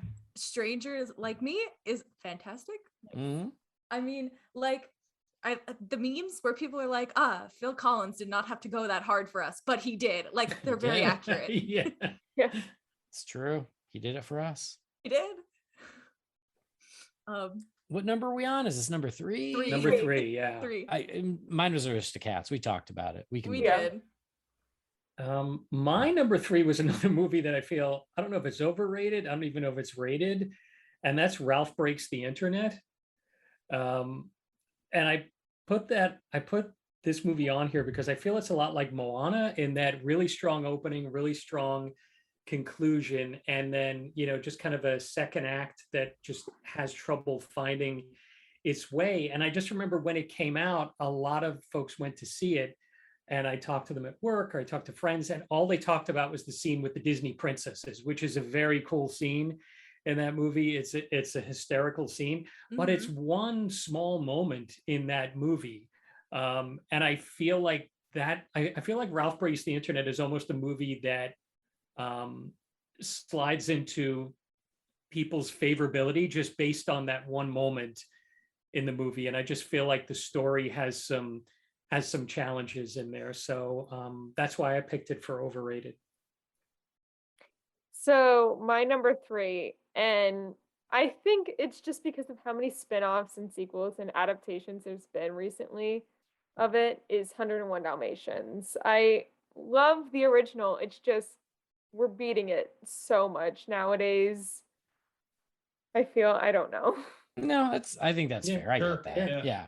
Yeah. I really like 100 Dalmatians, but I also understand why you would consider it overrated. Because it's another one that kind of gets held up on this pedestal, and I don't think it's Yeah. quite that. Yeah. And I think it's just how many sequels and like Yeah. spin-offs and all that. That's kind of Animated series is there's like a new animated series, right? Like yeah. I saw it on Mm. Disney Plus. Yeah, it's one they go back to a lot. Yeah. Yeah. I'll Which tell you, people we like dogs. reviewed the remake with Glenn Yes. Close on Disorder, Yes. and none of us were prepared for how popular that episode would be. Yeah. Really? There is an audience out there. Yeah. Huh. I was shocked too. I was like, oh, this will be a fun random one. Nope. It was a big hit. I vividly remember the 102 Dalmatians, the one where she gets baked into a pie. We just talked about this. We just had an episode where we talked about the live I've action still never remake. seen that one. Yeah, same. I still haven't seen it either. We're saving it for the show. It used to be on Disney Channel all the time. That's the only reason why I even watched it. That is not surprising. Yeah. It wasn't 101 Dalmatians, it was 102 Dalmatians. I don't know why. Because she wanted a hood. Yeah. Mm. Okay. Do we do everybody's number 3? Yeah, we did know everyone's number 3. Okay. So Emma and I have the same top 2. Oh. So our number 2 is Aladdin. Yeah. I don't know. I've never really cared for Aladdin. I don't like the whole film. He's basically just like lying to Mhm. Jasmine. Yeah. I also think the film dates itself a lot. Yeah. Yeah. Like I love Extremely. Robin Williams as the genie, but Yeah. It's very dated. yeah. I much prefer live action Aladdin, which I think they did really well. That's a live action Oh. that I think they did well. I really love the costumes. The costumes are so pretty. I've still never seen the remake. The costumes are gorgeous. The costumes are really Yeah. pretty. The dancing is really cool too. But that's not what we're talking about. I just think there's a lot of flaws with the film, and definitely not one of my faves. I don't ever sit down and go, I want to watch Aladdin. Yeah. Mm-hmm. And it's everywhere. There is Aladdin and Genie everywhere. I mean, Genie's funny. I love that Genie at the very end. I love that with the shirt with the triangles and the goofy hat. I think that's adorable. Yeah, for sure. It's iconic, and I love seeing the hats and people doing the Disney bounds for it. I think is so good. But just as a whole. Yeah. It's No, so I get funny to me how Hunter. Oh, no, Michael, please go on ahead. I was just going to say, it's so funny to me how when Aladdin came out, everyone loved the genie and the irreverence of the genie, and audiences couldn't get enough of him. Obviously, there was merchandise everywhere, and now how polarizing the genie is in terms of the time capsule of things that he said. It's just so funny how this character that was so held up and now has become such a part of its time, and that's kind of one of the I guess one of the knocks that people give to Aladdin. I'm not saying either side is right or wrong. I just find it kind of interesting. No, totally. I think it is one of those things where Genie does have a big part to do with it, and I think that character archetype has kind of spoiled it for any other character that could even be similar. And maybe we've just become really I guess just really aggressive to anything that mentions other pop culture now. But even the Genie's references were kind of weird and out there, even and when it was released. But now we're just kind of it references something else. Maybe that's the CinemaSins culture or whatever. But there's other issues with Aladdin for sure. I definitely really like it, but it's interesting just to me to see where this movie ends up, because I could see it ending up not aging as well as a lot of the other Renaissance films. Yeah. Interesting. Yeah. That's always been my feeling, is I really do like Aladdin as a movie, but I think that its issue always has been that it has aged the worst because of how much of the humor was derived from modern references that are now old Yeah. references. And so it's still a good movie. I still think that at its core, it has a really good story and it's really fun to watch. But I just think that they didn't set themselves up for timelessness because of that. And then you're right. I think that then became the go-to for so many animated movies after that, that doesn't help its Yeah. case. And I feel like what Michael was saying earlier about Ralph Breaks the Internet. I feel like in 10 years, it's like, how relevant is that film going to be? Oh, that's a good call. Yeah. Yeah, Like, I that was exactly what I thought about Ralph Breaks the Internet. I like it better than Michael does, but even going to see it, I'm like, man, I sure hope all this works in the future. We'll see. Right. Yeah. I will say that it was at one point on my overrated list, and then I think I added Alice in Wonderland because it was kind of like a forgotten. Oh wait, yeah, I'm not a huge fan of this. Sure. yeah.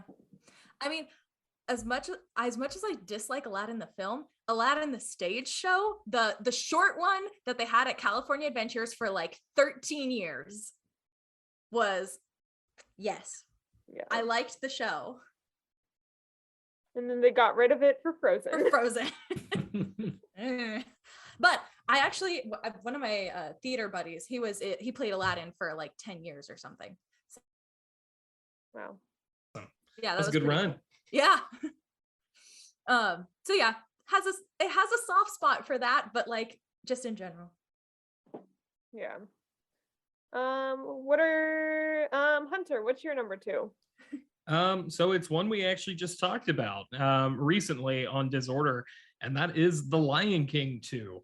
I know that we haven't been really talking about the direct-to-video just a little bit, but this is one that we got a lot of conversation before and after the episode where people are like, The Lion King 2, I can't wait to hear. It's definitely the best Disney sequel. And then the entire time we were like, I guess we'll find out. I don't remember it being that way. And then we did the episode and we just got like comments and emails and everything about, I don't know what movie you watched, but clearly you didn't watch The Lion King 2. Like we watched some sort of bootleg, like sweeted version. Did you guys watch Please Rewind? Like we got some sort of bootleg version of Lion King 2. It's fine. It's whatever. It's like the definition of a C- movie or whatever. But holy crap, do people hold this thing up so high? Like better than the original? Look, do whatever you want with your recreational life, but don't bring your crack smoking habits into your Disney rankings. Like stop that. Get some help. So yeah, that's where I am with The Lion King 2. And honestly, the movie's fine. I'm sick of talking about it. I don't want to hear about The Lion King 2 anymore. I think I don't know if it's recently. I've heard the Dig a Tunnel.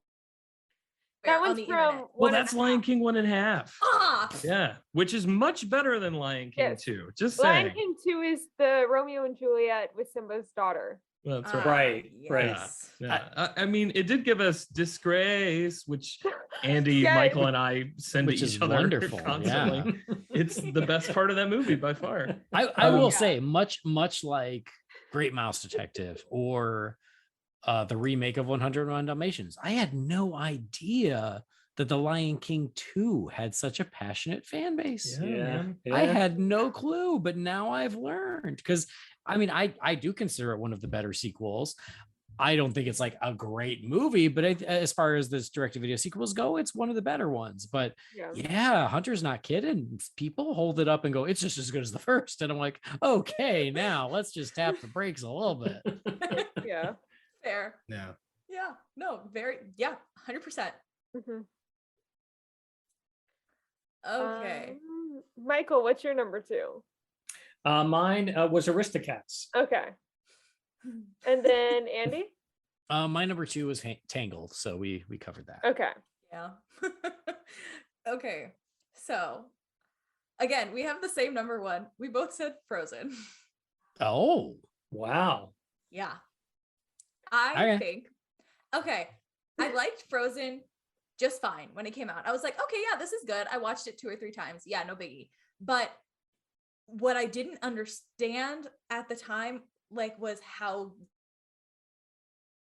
And now that's all anybody could talk about is Frozen. And then they did Frozen 2. And I was like, wait, Frozen 2 is 10 times better than the original Frozen. Hold on. We could have had this when we had this for like so long. And yeah. I'm sorry. Could you back up for a second and say what you just said again? I just want to make sure I heard you right. Yeah, I think Frozen 2 is 10 times better than the original Frozen. Well, okay. All right. Yeah. So I wanted to make sure I heard that right. Okay, I cool. like Frozen 2 better. I don't know. I didn't really like Frozen. Like I thought it was fine. I don't think it deserves the crazy hype behind it, but Yeah. I don't know. I think it's so overrated. I guess it like put a little sour place because like all the like attention it got in the parks as soon as it came out, and especially like with new ones like Encanto that's just not as popular in terms of merchandising, even though it has outgrossed Frozen with we don't talk about Bruno beating Let It Go at this point. I'm just gonna say wait for the next 3 years and just watch. We're gonna have this conversation again in 5 years, and you're gonna go, God, enough with Encanto, Right? Because they are prepping to run it into the ground, and we about to see nothing but Encanto for the next 5 years. Yeah. I feel like we'll still see a lot of Frozen though. I agree. Oh, for sure. Frozen's for sure. never gonna die. Never. No. I mean, Olaf can literally be impaled and be fine. So like we'll be right. Yeah. Yeah. I mean, though I really liked the Olaf short thing that they did where he was retelling all the like Those are fun. Disney movies. It was fun. I really love the say Christmas special too. I don't know where y'all sit I on like that, the Christmas but special. Yeah, I I love like the the Christmas. Christmas It's become special. part of my holiday Fine. rotation. Yeah. Yeah. I'm not the biggest fan of the Frozen Fever one. Yeah, no. It's what. No. But, I don't know. Yeah. Again, it's probably like my whole family's like Epcot people, and Maelstrom, when it got shut down to be turned into Frozen, I kind of just it's put a sour place in. And like the era that is still continuing to this day of like dads speed walking to get to the front of the line to meet Anna and Elsa, like that's a little much for me. Or even the Frozen ride. Yeah, same thing. Yeah, or the Frozen sing along. That's why I am going to indoctrinate my daughter with the 3 Caballeros, because then I I won't like have it. to. Saludos There you go. amigos. I won't have to Yes. rush to get to the front of that boat ride. No, man. Never. We can take our sweet time getting back there. Yes. I did You'll wait. still get trampled by the crowds getting over there because Norway. Oh yeah, Daddy, well, what's that ride in Norway? There's no ride back there. Come on. We We're don't going go to Mexico. there. We don't go there. Cava de Tequila is We don't- backed up outside of the pavilion at this Yeah, point. that's so, like, craziness. yeah, it's nuts, man. Yeah. Oh, I forget when it was I went. I think it was post-COVID. And the line for Frozen ended up going into China and like circling around in the China pavilion. Holy crap, we're Wow. spreading continents at this point. Yes. See? Yeah. Like that's too much. Why? Well, there's nothing for kids to do in Epcot. That's No. yeah. Okay, that's fair. I've never been to Disney Yeah, World. Gabby so. hasn't been. Let's do a theme park education. I keep Yeah. telling her to come over to me and I'll take her to Disney World. There It's you go. too expensive. That's also very fair. I have no money. Oh gosh. Okay. So now that we've broken everybody's hearts, clearly. Nobody wants to talk anymore. Is that I don't agree with you all, but 50% of Disney fans do. Mm-hmm. Because I feel like Frozen splits them right down the middle. And it's like a Yep. love it or hate it thing. You either love it or you hate it. And so, yeah, don't worry. Half the people listening are going to be like, yes, preach, F Frozen. We hate it. Yeah. Yeah. And the other half are going to be like, we're going to take you back into the alley and beat you with these sticks. Yeah. Though I do love Anna. She is like slowly getting up to one of my favorite princesses, but I think I like her better in Frozen 2 than Frozen 1 for the See? little bit we do get her in. Yes. Agree. I think she's a much better character in the second Frozen. Okay. Andy, what's your number one? My number one's Frozen 2. So there you go. There you go. Shot across the bow. There we go. We're just hating on Yeah, Frozen. you're right. You're right, Andy. Man, I mean, I don't know. I mean, it's overrated because it made $8 jillion. Oh, And yeah. it's a movie that makes no sense whatsoever. And It makes nobody cares. I care. The fact that all these people were like Frozen 2, they go in, they get this garbage script and terrible songs, and they went, I liked it. It was pretty.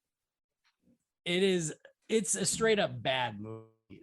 Go listen to The Disorder while we try to make sense of this mess of a script. It's like playing Mad Libs, trying to make sense of this thing. The story makes no sense. It's trying to do too many things at once. None of it adds up. There's a whole documentary about how they couldn't crack the story. And guess what? They released the movie without ever cracking the story. So I did watch the docuseries. Oof. But I get it. I think the story makes sense. Oh, I mean, we could do a whole episode, and I don't want to. I'm trying to not go down that road, but That's fine. None of it adds up. So yeah, it's just, the fact that they got away with it just blows my mind. That they got away with this story, this movie, and we're still able to just cash 1,000 million jillion checks. Blows me away. Frozen 2, man. No, siree. Here's the question though. Do you think that Frozen 2 would have made 1,000 billion jillion dollars were it not for the Frozen crazy, 1? Yeah, for the crazy. No, of course success not. Frozen. Of course not. Yeah. So I think there's a good brain in there somewhere who said, people really like this. Let's make another one and make just as much money. Is Frozen 1, I think, is a good movie. I'm not a crazy diehard fan, but I think it's a good movie. I understand the annoyance with how prevalent it has become. I get that, but it's a good movie. But because it like captured this thing and became this phenomenon, Yeah. they could just get away with whatever they wanted to throw at the wall for the sequel, and they did. And that's what blows my mind. I'll hop in because it's also my number one. My man. I just think the movie's really disappointing. It's probably one of the most disappointing movie-going experiences I've ever had, because I really liked Frozen. And I mean, everything Andy said about how it was this very convoluted story that they really didn't need. They could have told a very simple story and audiences would have followed these characters anywhere, which we talked about with the short subjects and the Christmas specials, that people just love these characters, and for some reason I think they made the movie more bogged down than it needed to be. I did like a little bit of the beginning of it. I like the ending, and I think the movie just the story just got very, very lost, and I had it down as my number one because of the disappointment that I felt, and just what Andy said, that I think it still is the highest grossing animated film of all time, right? Did we say that? I believe that's true. Yeah. Wow. So yeah, it's my number one as well. But Gabby, I know you're behind on Disorder. You have a ways to go, right? I do have a ways, yeah. So when you get to Frozen 2, all will become clear. Okay. I mean, I get your points. I do see like there are cracks in the story, but I feel like it makes them so much more well-rounded as characters. I feel like they're so flat in the first Frozen. I don't know. All right. Yeah. I don't know. I just like, yes, there's development, but I feel like at the end of the day, not really. Like, right? Anna's whole thing is like, oh, she falls for the first guy she fell in love with, and he ended up trying to kill her. But then like she turns around, who like the next guy who's just right there, and yeah, they went on this whole adventure together, and it's like, but do you really like them for the person that they are, or is it just because it's convenient? I don't know. Maybe I'm reading too much into this. It's a I think children. I It is an I mean animated movie. I think the whole point is she got to know Kristoff and they actually had experiences and shared experiences and things that they liked about each other and things that annoyed them about each other. It was a more real relationship than the idealized one she had with Hans from the Southern Isles, which was all surface level. So I think that was the point. Yeah. Mhm. And at the end, when she's like, "We're not getting married, but hey, let's see how this works out." So she's grown in that way. Okay. I see your point. That's I think I'm also overly hard on it just a little bit. well, again, I think it is. I think it's a movie that is now a victim of its own success. In that, and Yeah. rightfully so, kind of like we were talking about with Lion King. I think Lion Yeah. King, I think Lion King's a masterpiece of a movie that Disney has made me sick of because they won't let it go. Yeah. And Frozen's the same way.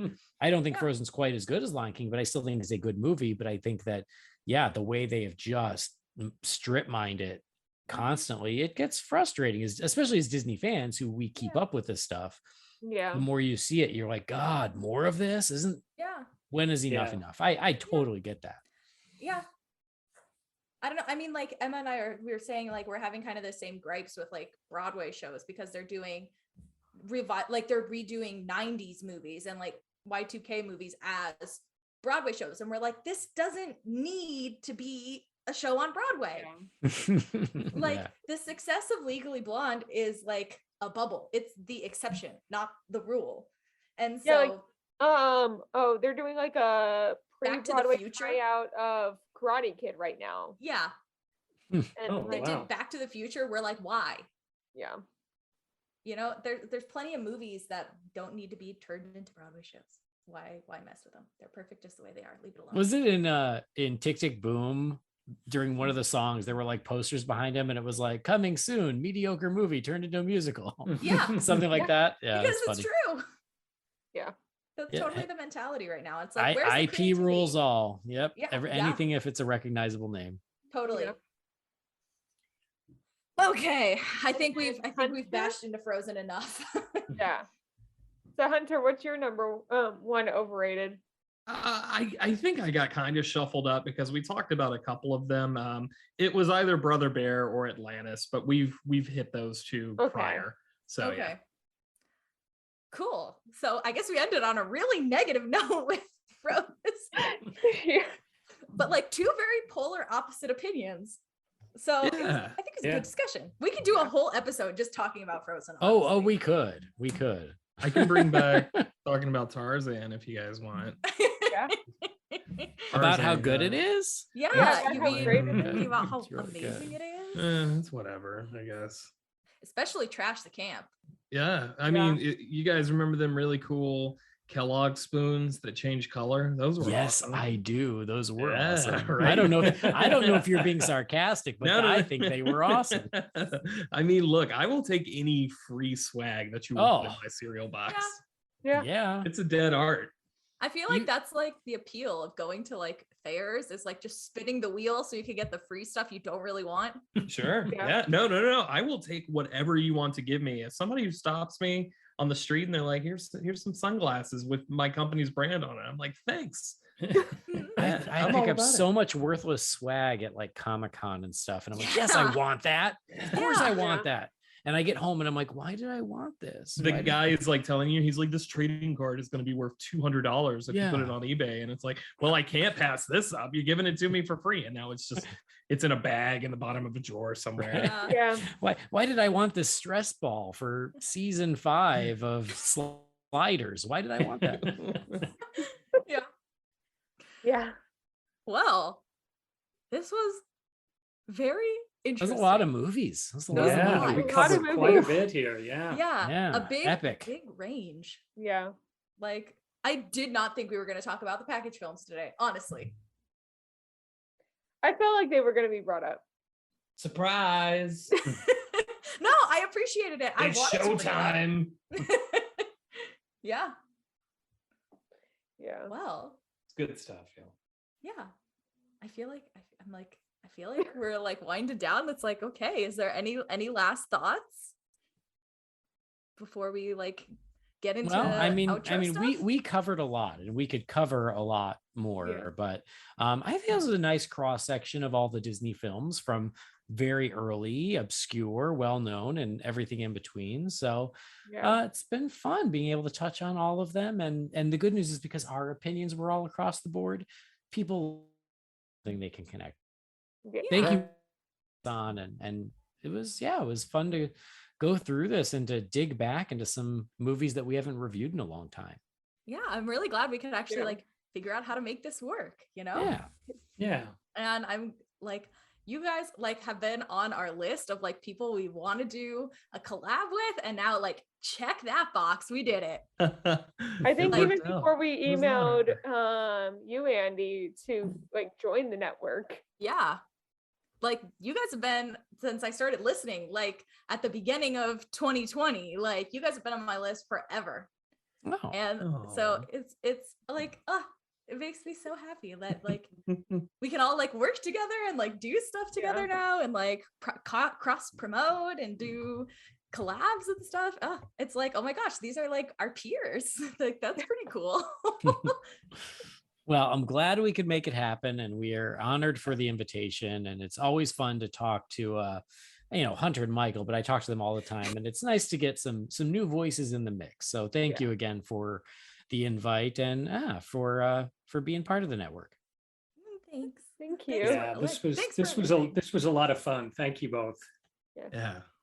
Thank you guys for coming on. Yeah. Absolutely.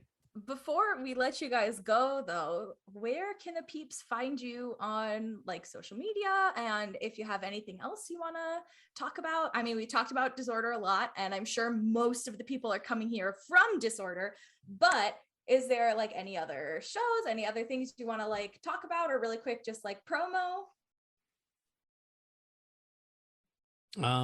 I'll go first, I guess. Okay. I think we were all being polite and waiting for someone to go first. Yeah. Obviously, yes, Disorder. So as you're listening to this, we are, as we mentioned, just about to record our Encanto episode. I know a lot of people have been waiting for that, so check that out. And if you want to hear the more detailed deep dives on any of these movies, you can go back into the old Disorder archives and find those specific episodes. Lots of fun. We have a blast on that show. I also host Holy Batcast, Real Fans for Real Movies, and Why Not Futurama. They're all part of the network. You can find them all at rf4rm.com. And if you want to follow me, I'm on Twitter or on Instagram. It's just my name, Andy DiGenova. And hey, I just want to thank you all again for having me on. It's always fun to talk Disney movies, especially a little bit outside Disorder, with the Disorder crew. This is great. But hey, if you want to keep up with me on social media, the best place to do that is on Twitter. You can find me at Diz Vincent Price. That's DIS Vincent Price, talking about all things spooky, Halloween, fun, pop culture. I'll probably post about my breakfast cereal. You never know. Did you guys know that there's a Jurassic World Tricks out right now? I just went out and found it. Saw that. Yeah, I went to Target. I bought it. I bought the family size because I'm about that life. And it's like dinosaur footprints with dinosaur marshmallows. It's overkill. One of my teeth fell out. Guess where I'm going tomorrow. Dude, you have to, seriously. But yeah, check out my Twitter if you want to know more about the Tricks Tracks, as it's called. You can also hear me on the Grim Grinning Host podcast, which is a tribute to all things pop culture, but mostly theme parks, even though we've mainly been talking about pop culture lately. We just did an episode about Stranger Things season 4, where I sat down with a Stranger Things expert. Like, seriously, dude has the title. He's written all sorts of articles and stuff for Screen Rant and everything like that, breaking down the new season, what it can mean and everything like that. That was a lot of fun. And then also you can find me on the Catacombs of Halloween Horror Nights, which is about to relaunch. That is a podcast exclusively dedicated to Halloween Horror Nights here in Orlando, Hollywood, and everywhere else the event takes place. We've looked back at each year in chronological order, a lot like Disorder, and have covered all of the attractions featured at the event. So yes, thank you so much again. It's a pleasure to be here, and I hope to work again sometime soon. All right. And as for me, you can keep up with me on Twitter at mlionsfl. I also host another podcast that's part of the Real Fans Network with Scott Hopkins. That's called From Pencils to Pixels, the Animation Celebration podcast, where we talk about animated TV shows, movies, and short subjects of the past. So not just Disney, but all of the other studios as well. I do write on animation for 2 different websites, Animation Scoop and Cartoon Research. And I just had my first book published, Drawn to Greatness, Disney's Animation Renaissance, which was published by Park Press, available on Amazon, about a lot of the movies that we talked about. So the movies made mostly during the 90s, there during that animation renaissance period. And if you want to keep up with podcasts or writing or my book, you can head over to my website, Words from Lions. That's words from LYONS.com. So that's all about me. But yes, again, thank you for having us on. Thank you guys again for Thank you coming. guys so much.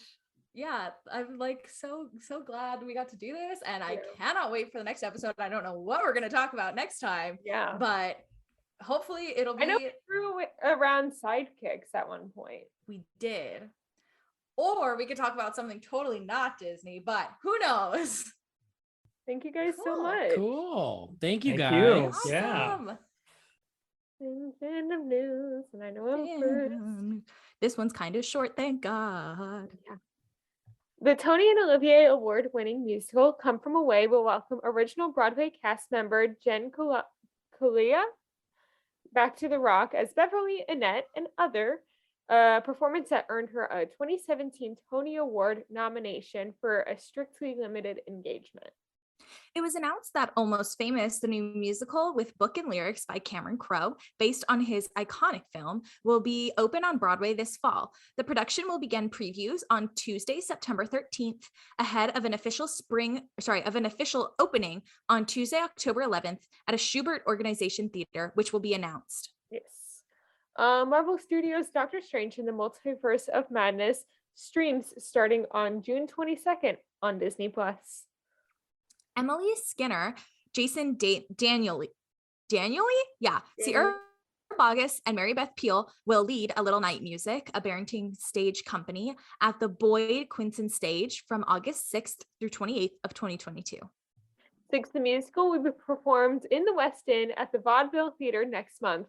The film, recorded for future release, will immortalize the hit West End production and feature the original West End queens. The film of Six will be directed by Liz Clare, who most recently directed Adele live at the London Palladium. And that was so good. Yeah. I watched it. It was good. I haven't watched it, but yeah, I'm excited. It was good. Francis, Christian Douglas, Danielle Hope, and more will lead Kinky Boots performances, which will begin on July 26th at Stage 42, with an opening night set for August 25th. Maria Bakalova will appear in the cast of James Gunn's Guardians of the Galaxy Volume 3 in a major role. No character details were revealed for her role in the film, which just recently finished filming. One of my favorite parts of news for this week is that the Blue Bayou restaurant has reopened in New Orleans Square for the first time in over a month. Reservations can be made beginning on June 8th. And then Finding Nemo, The Big Blue and Beyond will be swimming into Disney's Animal Kingdom on June 13th. On June 7th, it was announced that Broadway productions of Tina, the Tina Turner musical, and Dear Evan Hansen will be closing later this year. Tina, the Tina Turner musical's final performance will be August 14th, and Dear Evan Hansen's will be September 18th. Short and sweet for fandom news. Yeah. I had such a good time today. I did too. Honestly, that was so much fun. It was long, but the only time I was like, oh my gosh, we're going forever was when I desperately had to go to the bathroom. I know, same. Which is why we took that little break. But shall we see everybody in the outro? Yeah. Thanks for listening to this week's episode of Fan Fatales. We are a proud part of the Rail Fans Podcast Network. That's right. And if you want to check out more shows on the network, you can find them at rf4rm.com. Join us next week where we will be celebrating Gabby's birthday. Woot woot. And remember to subscribe to us wherever you get your podcasts. And subscribe to us on YouTube. Please leave us a review and comment down below to tell us what you thought of the show. And remember to follow us on Instagram and Twitter at FanFatalesPod for the latest updates. Now, Emma, where can the people find you on social media? My Instagram, TikTok, and Twitter are all at SnippyEmma, which is SNIPPYEMMA. What about you, Gabs? I'm at Gabby Gent on Instagram, TikTok, and Twitter. That's GABYJENT. Our editing is by the wonderful Carol Linsmeyer. And as always, thank you for tuning in. Bye. Bye. The views expressed in this episode do not reflect the brand or company that they're about.